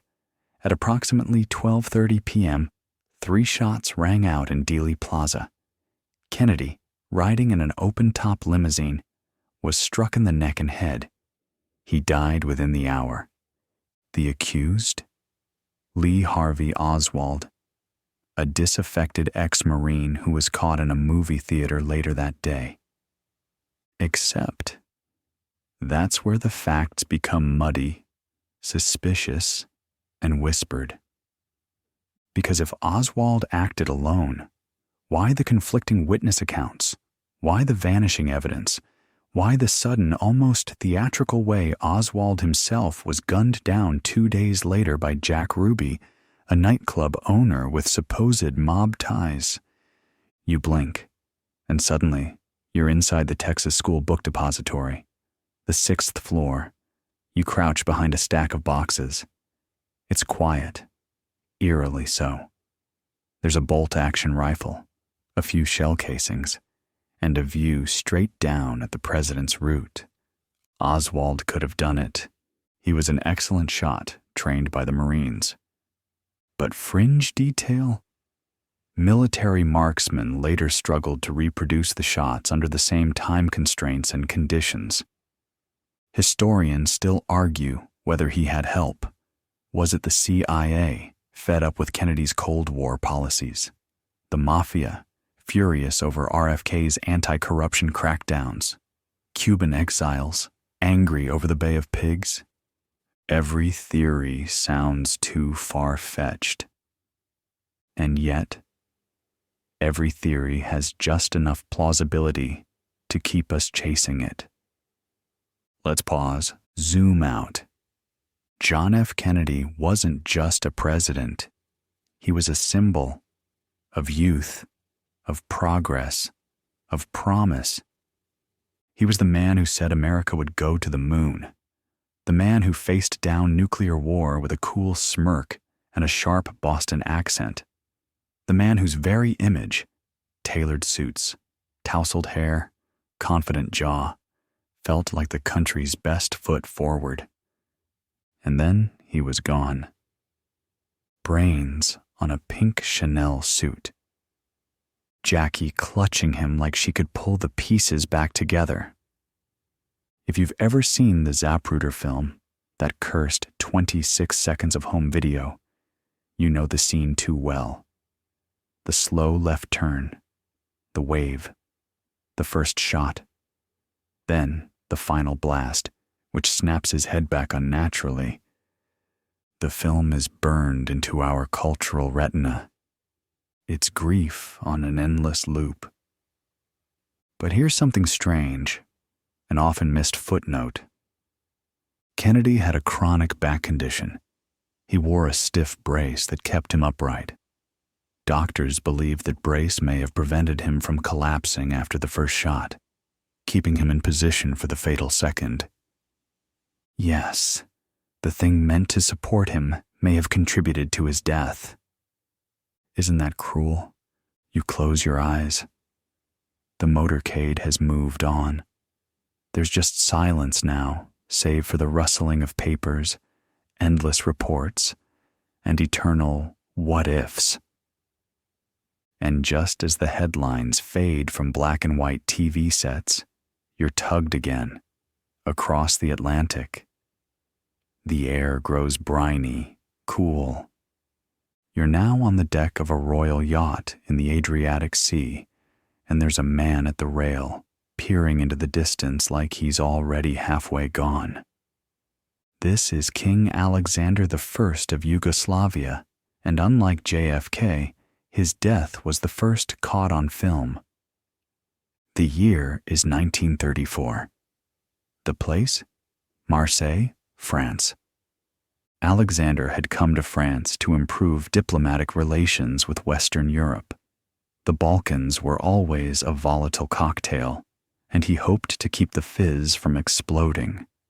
But as soon as his car pulled into a packed boulevard, a man leapt forward. Vlado Chernozemski, armed with a pistol and, bizarrely, a dagger hidden in a bouquet of flowers. He fired wildly, hitting Alexander in the back, then again in the head. Mainstream historical note. This assassination was filmed by a Pathé News cameraman who was there to capture the king's arrival. Imagine watching someone die, frame by grainy frame, while a brass band plays over the scene. Fringe tidbit. The French foreign minister sitting beside Alexander was also killed, but not by the assassin. He was accidentally stabbed by a French officer trying to apprehend the gunman. Yep, absolute chaos. And here's where it gets curiouser. The assassination was so shocking, so public, and so widely viewed that Adolf Hitler reportedly studied the footage repeatedly, not to mourn, but to learn how assassins move, how they approach a target, what breaks down in a crowd. Historians still argue whether that analysis influenced future German security operations. But what's chilling is how violence became not just political, but performative. You're watching the past rehearse for darker days. And King Alexander? His blood paved the way for further Balkan instability, World War II alliances, and eventually, the post-war breakup of Yugoslavia itself. His death echoed louder than the gunshots themselves. We're rolling now, downhill through history's strangest eulogies. You don't get long to catch your breath before the air changes again, now thick and perfumed, because the next death on our list, it's Cleopatra, and she's been lying to us for over 2,000 years. You're in ancient Egypt, Alexandria to be exact, 30 BCE. The marble is sun-warmed. The palms sway gently outside the palace windows. And there she is, regal, calm, still dangerous. Mainstream fact, Cleopatra VII, last queen of Egypt, died following the defeat of her lover Mark Antony at the hands of Octavian. soon to be Augustus Caesar. What you were taught? That she took her own life via asp bite to the breast. Romantic, dramatic, very Shakespearean. But let's get real. A full-grown Egyptian asp is over 6 feet long and far too large to sneak into a fruit basket. Also, its venom isn't fast-acting. It's slow and miserable. Fringe theory time. Some believe Cleopatra used a deadly cocktail of poisons instead. A fast-acting blend of opium, wolfsbane, and hemlock delivered via a hairpin or tincture. Others suggest she was murdered, possibly by Octavian's forces, who then fabricated the suicide story to discredit her. Historians still argue whether Cleopatra chose death or had it chosen for her. But either way, her exit was the final domino. With her gone, Egypt fell under Roman rule. Her children were exiled, executed, or absorbed into imperial politics, and the Nile never again belonged to the pharaohs. You stand by the still pool in the palace garden. The moon is high. The world is about to shift into something colder. Cleopatra's death was not just an ending. It was the curtain call on an entire civilization. And yet tonight, she still breathes. Through whispers, paintings, and myths too stubborn to die. You've now walked with presidents and queens, outlaws and physicists. But coming next, an artist who painted death so vividly, he might have seen his own end before it arrived. Step softly now. The next room smells like oil paint and damp linen. The floorboards creak. It's late summer, and the sun has dipped behind the hills of southern France, casting a copper haze over the countryside. You're inside a cramped bedroom, the walls pale blue, the air sticky with turpentine and lavender. There, at the edge of a narrow bed, sits a man with a bandaged ear and a look in his eyes that's equal parts fire and fog. Welcome to the final days of Vincent van Gogh. You probably know how this story ends, or think you do. Gunshot, wheat field, tragic genius dies alone. But just like his brushstrokes, Vincent's final chapter is far more chaotic up close. Let's paint the official version first. Mainstream fact. On July 27th, 1890, Van Gogh walks into a wheat field near Auvers-sur-Oise. He carries a revolver. Later that evening, he returns to the inn with a bullet lodged in his abdomen. He dies 2 days later, in his bed, reportedly whispering, "La tristesse durera toujours." The sadness will last forever. It's haunting, it's cinematic, it's possibly not true. Fringe theory time. Some art historians now believe Vincent didn't shoot himself at all.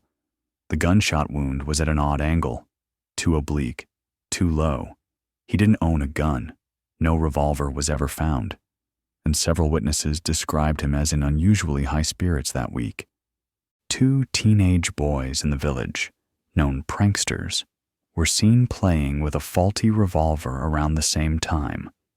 One wore a cowboy costume, like something out of an American dime novel. The new theory: one of them may have accidentally shot Van Gogh, and he, ever the tortured protector, claimed it was suicide to shield them. Historians still argue whether this theory holds weight, but something about it feels honest. Van Gogh wasn't always the romantic, ear-lopping madman. He was deeply empathetic, protective, obsessively loyal to his brother Theo. That loyalty held until the end. When Theo arrived at his bedside, Vincent reportedly apologized for being a burden. No drama, just quiet, stinging regret. You glance out the window. There's the wheat field, golden and endless. But no wind tonight, just stillness. Now think about this. At the time of his death, Van Gogh had sold exactly one painting, just one. Today, his works command tens of millions. There's a museum with his name on it, his brushwork-shaped modern art. But in that moment, dying, ignored, misunderstood, he was just a failed artist with paint-stained fingers. Isn't that the cruel twist of legacy? As you leave the little room, your feet crunch over flaked linseed oil and old charcoal. But just as you reach the doorway, time jerks again. The air smells like leather and tobacco. And you're in a saloon in the Dakota Territory, 1876.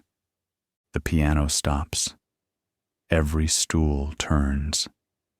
And there he is, Wild Bill Hickok, poker hand frozen mid-deal, long hair brushing his shoulders, mustache twitching as he chews the silence. You know what's coming. The dead man's hand. Aces and eights. Mainstream fact. On August 2nd, 1876, James Butler Wild Bill Hickok, famed gunslinger and lawman, was shot in the back of the head while playing poker at Nuttall and Mann's saloon in Deadwood. The killer? Jack McCall, a drifter and gambler. The motive? That's where it gets wild. McCall claimed Hickok had killed his brother, though no such brother existed. He was tried, acquitted by a frontier jury, then retried later under federal jurisdiction and hanged. Fringe tidbit. Wild Bill almost never sat with his back to the door. It was a personal superstition, a frontier form of paranoia. But that day, the only open seat forced him to break his rule. That one decision may have sealed his fate.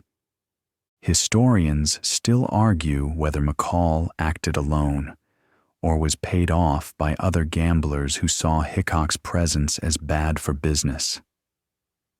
What's certain is that the moment he was shot, Hickok dropped his cards. He held a pair of aces and a pair of eights, forever dubbed the dead man's hand. You walk around the table now. The sawdust smells old, the whiskey's flat, but the myth is still hot and breathing. Hickok had already lived a dozen lives. Scout, marshal, showman. His eyesight was going, his temper flaring. But his legend? That was just getting started. Funny how the bullet writes the last word. But the story keeps going. You step back outside. Dust swirls at your boots. A crow caws above a swinging sign. And then we're falling again. Not gently, not gracefully. We're crashing now. Into cold steel, into industrial soot, into something much darker. Enter Rasputin. The man, the beard, the myth. You've heard his name in songs, in conspiracy threads, in haunted glances from Russian history books. Grigory Yefimovich Rasputin, the mad monk, wasn't a monk at all. Just a peasant with piercing eyes, a taste for power, and a knack for not dying. By the early 1910s, he's knee-deep in the Romanov court, whispering spiritual advice into the ears of Tsarina Alexandra. Why? Because her son, Alexei, heir to the throne, has hemophilia, and Rasputin seems to help. He prays. He stares. The boy improves. Historians still argue whether this was psychosomatic or divine intervention, or if Rasputin just told everyone to stop giving the kid aspirin, which thins the blood. Either way, it works. And the Tsarina becomes convinced this grubby mystic is the last defense between her son and death. But here's the problem. Russia hates him. Nobles see him as a threat, the people as a leech. Even the church wants him gone. So in December 1916, a group of nobles invites him to a late-night gathering. You're there now. The wine flows, candles flicker, the cakes laced with cyanide, and Rasputin eats everything, drinks everything, doesn't die. Fringe legend, they panic, they shoot him, he falls, they celebrate. Then he stands up again. They shoot him a second time. In the head. Still not enough. They finally wrap him in a carpet, haul him to the frozen Neva River, and toss him in. When his body is recovered, his arms are apparently raised, as though he was trying to escape under the ice. Now, that part might be exaggerated, or invented, or just misunderstood rigor mortis. But the message is clear. Rasputin didn't die quietly. He refused to die on time. His murder, if we can even call it that, marked the beginning of the Romanov collapse. 2 years later, the entire royal family would be executed. You stand over the river now, listening to it crack under the cold. The city will soon change names, then governments, then ideologies. But Rasputin, he left something behind.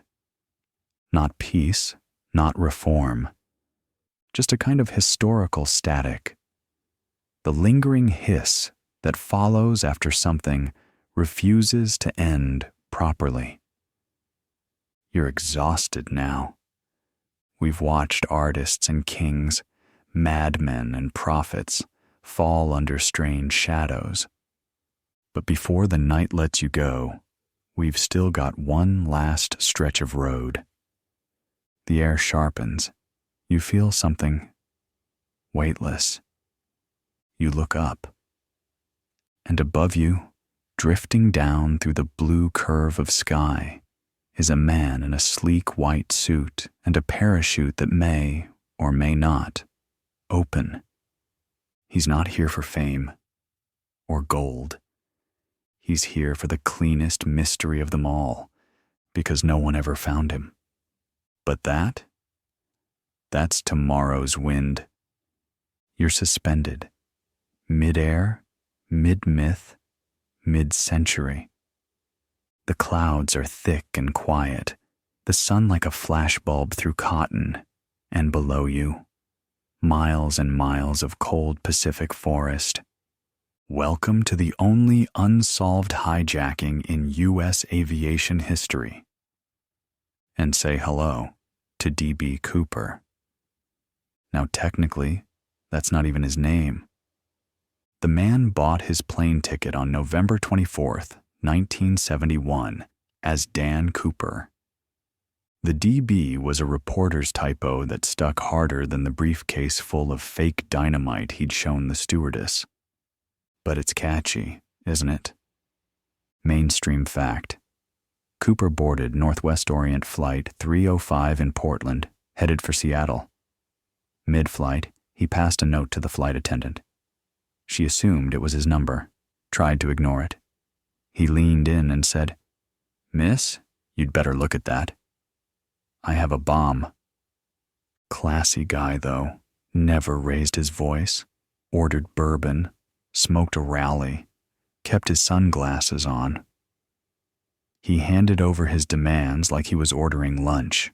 $200,000 in cash, 4 parachutes, and a fuel truck waiting on the tarmac. Seattle complied. No one was hurt. The passengers were released. Then came the twist. With only the flight crew remaining, Cooper ordered the plane to take off again, slow and low, toward Mexico. Somewhere over the dense forests of Washington, between storm clouds and moonlight, he opened the rear stairway and jumped. Just vanished. Here's your fringe tidbit. The FBI never officially identified him. A few bundles of the marked ransom money were found in 1980, buried along a riverbank. But no body, no parachute, no conclusive evidence ever turned up. Historians still argue whether he died in the fall, was picked up by an accomplice, or disappeared into the forest like a ghost in a tie. The theories? Endless.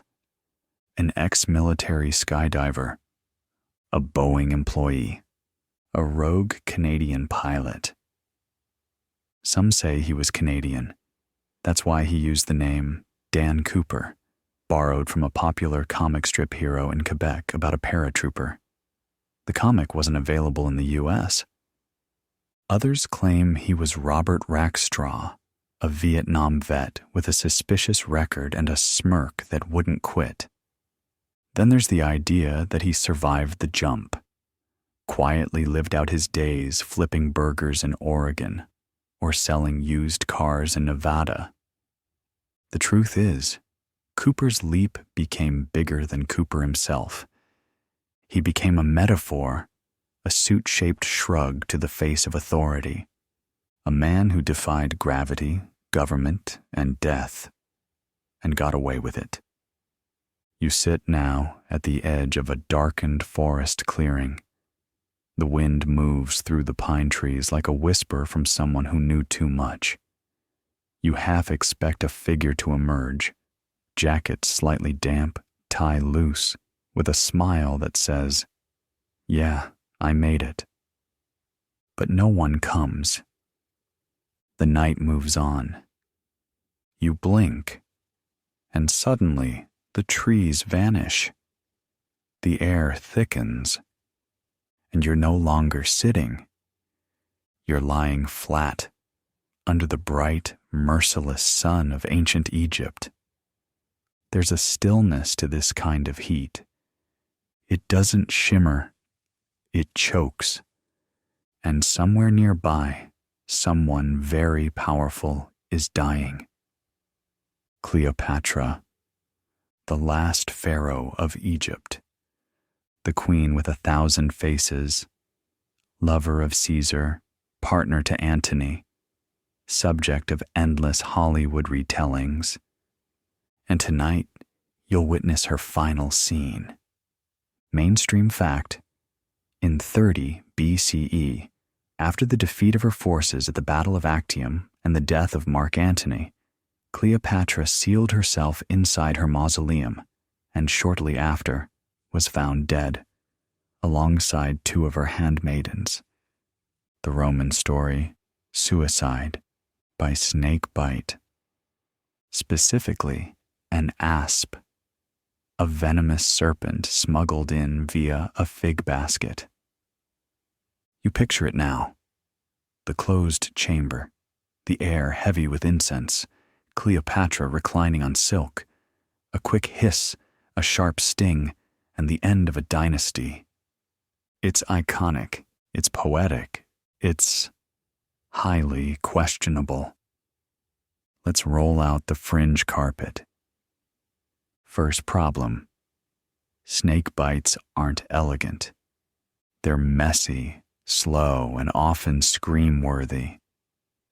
Also, getting a snake to bite on command is tricky, unless Cleopatra majored in reptile psychology. Some scholars argue the ASP theory was just Roman propaganda, a way to frame her death as dramatic, feminine, and defeatist. In reality, she may have used a lethal cocktail of poisons brewed by her own court scientists. After all, Cleopatra was no fool. She spoke 12 languages. She wrote medical texts. she'd been planning for this ending. Others say she may have been murdered by Octavian, later known as Augustus. After all, she was a threat even in defeat, and her death allowed him to wrap up his conquest with a neat little bow. Historians still argue whether Cleopatra chose death freely or was gently assisted out of the picture by the new Roman regime. And then there's the body itself. Gone, lost to time. Her tomb? Still missing. Somewhere beneath modern-day Alexandria or deep beneath the sea. The woman who ruled Egypt, who seduced emperors and defied empires, is now dust in a mystery box no one can find. You walk past her empty throne, past golden ankhs and cracked alabaster, and you wonder not just how she died, but why we still care so much. Cleopatra was the last of her line, the end of an era that had survived centuries of conquest, betrayal, and rebirth. When she died, the world shifted. Egypt became Roman. The old gods began to fall silent. And all we have left are coins, mosaics, and stories, most of them not written by her. But as your footsteps echo across the stone floor, something else emerges. A cold wind, a deeper silence. The light dims, and you're no longer in palaces or airplanes. You're in an operating theater, and all eyes are on the body under the sheet. There's a quiet tension here, something sterile, but sacred. Because you're about to witness the strangest medical mystery of the Victorian age. Enter Mary Reeser. She's not a queen or a hijacker or a painter. She was a widow from Florida, 67 years old, living quietly in 1951. And one July morning, her landlady opened the door to Mary's apartment and found a chair full of ashes. Mainstream fact: Reeser's body was almost entirely incinerated, leaving only her lower left leg, still wearing a slipper, and part of her backbone. The room? Not destroyed. The walls were soot-stained, yes, but the furniture was intact. A plastic light switch nearby had melted, but nothing else had burned like her. This bizarre phenomenon was labeled spontaneous human combustion. The newspapers had a field day. Fringe tidbit? The FBI investigated and couldn't explain how a human body, made mostly of water, could reach cremation temperatures without igniting the room around it. One theory says she fell asleep smoking, and her nightgown caught fire, creating a wick effect, essentially turning her body into a slow-burning candle. The fat feeds the flame. The fabric contains it. Historians still argue whether spontaneous human combustion is a real thing, a misunderstood science problem, or a blend of unusual conditions that happen once in 1,000 freak accidents. And Mary? She became the face of the phenomenon. Unwilling, unknowable. Her son said she was in good health. Her neighbors heard nothing. No fire alarms, no screams, just silence, heat, and ash. You step out of her apartment now, into humid Florida air. The sun's risen a little. It's getting late, or early, depending on how you count it. But there's time for one more.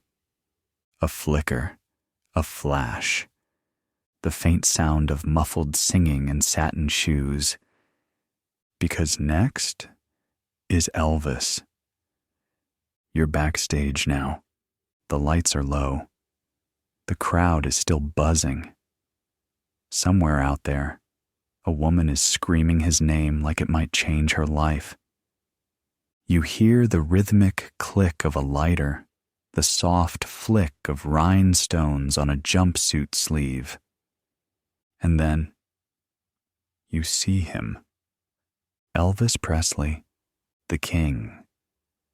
Except not really a king. And maybe not really dead? We'll get there. But first, mainstream fact. On August 16th, 1977, Elvis was found unresponsive on the bathroom floor of his Graceland mansion in Memphis, Tennessee. He was rushed to the hospital and officially pronounced dead at age 42. The cause? According to the initial report, cardiac arrhythmia. But that's just doctor speak for his heart stopped. And why it stopped? That's where things get fuzzy. Autopsy results were sealed by the family for 50 years, and while later disclosures pointed to a cocktail of prescription drugs, we're talking sedatives, barbiturates, painkillers, none of it sat neatly in the official column. Even now, historians still argue whether Elvis died of a heart attack, accidental overdose, or some deeper health issue compounded by years of strain, addiction, and that infamous peanut butter banana bacon diet. But okay, let's rewind for a second. Picture Elvis in his final months. The jumpsuits, still shimmering. The voice, still thunder and velvet. But the body was bloated, exhausted, and addicted. He performed, yes, but with the slow fatigue of a man walking uphill through his own legend. Then came the bathroom floor. According to those present, he'd been reading a book about the Shroud of Turin, because even at the end, the king of rock and roll was still chasing myths. Now here's your fringe tidbit. There are people, serious people with corkboards and Polaroids who believe Elvis faked his death. Yup. The theory goes that Elvis, overwhelmed by fame, debt, and threats from the shadowy underworld, we're talking the federal witness protection twist, staged his death to escape the spiral. Some claim he became John Burroughs, a name Elvis famously used when checking into hotels incognito, and that he appeared at his own funeral in disguise. Others point to sightings. A man at Memphis International Airport buying a one-way ticket to Buenos Aires with Elvis's mannerisms. A blurry figure in the background of a Graceland security camera.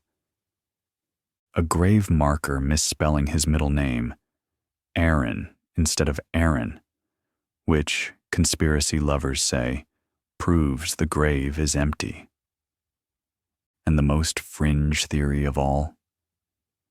He's working as a secret government agent, still alive today in his 90s, sipping coffee somewhere in the Nevada desert. Now back to reality, or as close as we get in this strange afterlife. Elvis's death came at the end of a decade where American icons kept falling. Jimmy, Janis, Morrison, Monroe.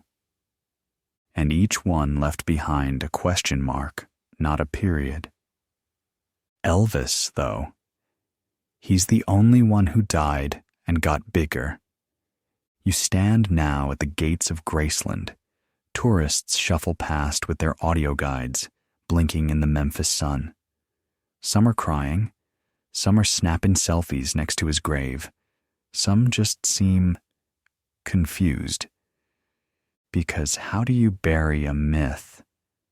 How do you enter a man whose voice still fills diners, whose face still sweats under wigs in Las Vegas? Elvis is like Schrodinger's rock star, dead and yet still performing. Always, somewhere, somehow. You walk past the jungle room. The shag carpet tickles your socks. You drift through the trophy room, where gold records sit like shields. And in the silence of the empty concert hall, you swear you hear it. A single note, low, trembling, like a ghost tuning up. Maybe he's gone. Maybe he left the building. Or maybe he just changed his stage. And then, without warning, you're no longer in Tennessee.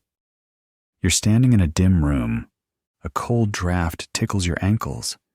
There's a man on a slab. He's been dead a long time, but no one knows quite how. Let's meet Rasputin. Mainstream fact. Grigory Yefimovich. Rasputin was a mystic and self-proclaimed holy man who gained massive influence over the Russian royal family in the early 1900s, particularly over Tsarina Alexandra. Why? Because her son, Alexei, suffered from hemophilia, a condition that made even small injuries dangerous. And Rasputin, for reasons still unclear, seemed able to ease the boy's pain. This earned him a seat at the royal table, and also a target on his back.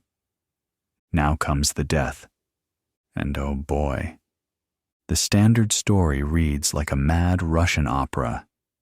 On the night of December 29th, 1916, Rasputin is lured to the home of Prince Felix Yusupov. There, he's offered cakes and wine laced with cyanide. But nothing happens. He keeps eating, keeps drinking, sings a hymn or two. So they shoot him. Still not dead. He staggers out into the courtyard. So they shoot him again. Still not dead.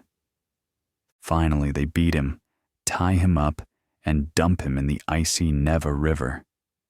When his body was recovered, his lungs had water in them, which means he may have drowned. Fringe tidbit? Some believe the whole poisoning story was fabricated, or at least wildly exaggerated. There's evidence the autopsy never found poison at all, and the lung water could have entered post-mortem. But that hasn't stopped the legend. Historians still argue whether Rasputin was a gifted hypnotist, a political manipulator, or a delusional charlatan who stumbled into power through luck and sheer creepiness. But the real question is, why couldn't they kill him? In the popular mind, Rasputin became death-proof, a Varazlo, an unkillable man, the Russian Jason Voorhees. You stand over his body now, water dripping from his beard. The palace windows glint in the moonlight. Somewhere above, the Romanovs sleep, unaware they too will be dead within 2 years, their dynasty shattered. Rasputin's death wasn't the end. It was the omen, the warning that even empires aren't bulletproof. You back away now? The room grows dark. The ghosts are crowding in. So many bodies, so many unfinished stories. But the strangest death of all? That one's still waiting. It doesn't come in a palace, or on a stage, or in a plane, or a bathroom, or a jungle room. It comes in a quiet New York apartment with no audience. It's the death of a man who invented peaceful chaos, who made silence louder than noise, who left behind nothing but a frame. And that's where we'll go next. To John Cage. You sit in stillness. Not a dramatic stillness, like at the end of a concert. No echoing final chord or gentle bow. Just quiet, the kind of silence where you start hearing your own breathing, maybe even the hum of electricity behind the walls, the dog down the street, that faint ringing in your ears you didn't notice until just now. And it's in that hush, unnerving, hypnotic, that you meet John Cage. Mainstream fact first. Cage was an avant-garde composer, born in 1912, most famous for a piece called 4 minutes 33 seconds, a musical composition where the performer sits at a piano and does not play a single note for 4 minutes and 33 seconds. You heard that right. The piece is entirely made of ambient sound, the coughs in the audience, the creak of the bench, the restless rustle of fabric. It's not a joke. It's a statement. That silence, in fact, doesn't exist. There is always something to hear. And that's exactly where John Cage lived, on the ragged edge of chaos and calm, noise and nothingness. You look around his modest New York apartment. It's filled with plants, prepared macrobiotic meals, and shelves of Zen philosophy. You pick up a book he's been rereading. Silence, his own collection of lectures and writings. And now, the fringe tidbit. Cage wasn't just about music. He was obsessed with mushrooms. Not the trippy kind, the culinary kind. He once won a mushroom identification quiz on Italian television and published a mushroom cookbook. He believed, as he did with sound, that the small things, the quiet things, were where beauty lived. He died on August 12th, 1992, from a stroke. No drama, no mystery, just a quiet leaving. From a man who had spent his entire life teaching the world how to listen. Historians still argue whether 433 is genius or trolling. Is it music? Is it performance art? Or is it simply an empty frame, daring you to notice what's already there?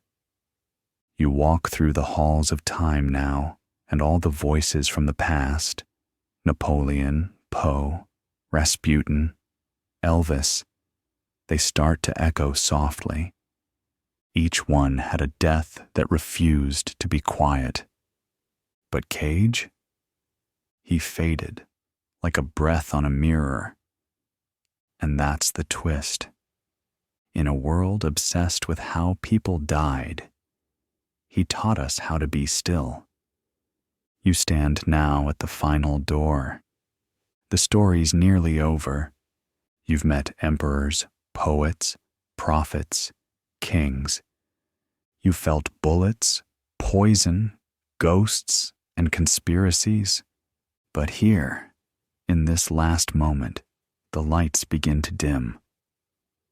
Let's slow everything down now, soften the edges, stretch the silences. Let's ease into sleep together. The room around you fades gently to shadows. You're still. Your body is relaxed now. Each muscle softened, your breathing slow. The weight of the story gently pressing you into your pillow. You've wandered through centuries tonight, from candlelit palaces to humid prison islands, from bloody bathtubs and smoky hotel rooms to snowy Russian rivers and soundless concert halls. You've met voices that refused to die quietly, who clawed against fate, who spun their final breaths into legends. And yet, in the end, each one slipped away, leaving only questions behind. Napoleon's wallpaper, Cleopatra's snake, the strange quiet in a padded room, a trail of feathers and missing diamonds, a king who maybe never left the building. Some died loudly, some vanished, some left behind riddles in the shape of human remains. But all of them remind you, no matter how famous, how powerful, how worshipped or reviled, we all share the same hush at the end. That's what history really is, isn't it? Just a vast echo of lives already quiet. And we lean in, just like you are now, trying to catch the last sound before it fades. So let that echo carry you now. You don't have to solve anything tonight. You don't have to decide whether Elvis is alive or Rasputin was magic. You just rest here, among the mysteries. Imagine the soft flicker of candlelight on a cold stone wall, the rustle of silk robes down a long marble corridor, the quiet press of time itself wrapping around you like a blanket. It's okay to let go now. The story is done. The questions will keep whispering, long after you've drifted away. And when morning comes, you'll wake with just the faintest memory of a crown, a blade, a curtain call, or a mushroom. Sleep now. The past will still be here when you return. Good night, sweet dreams.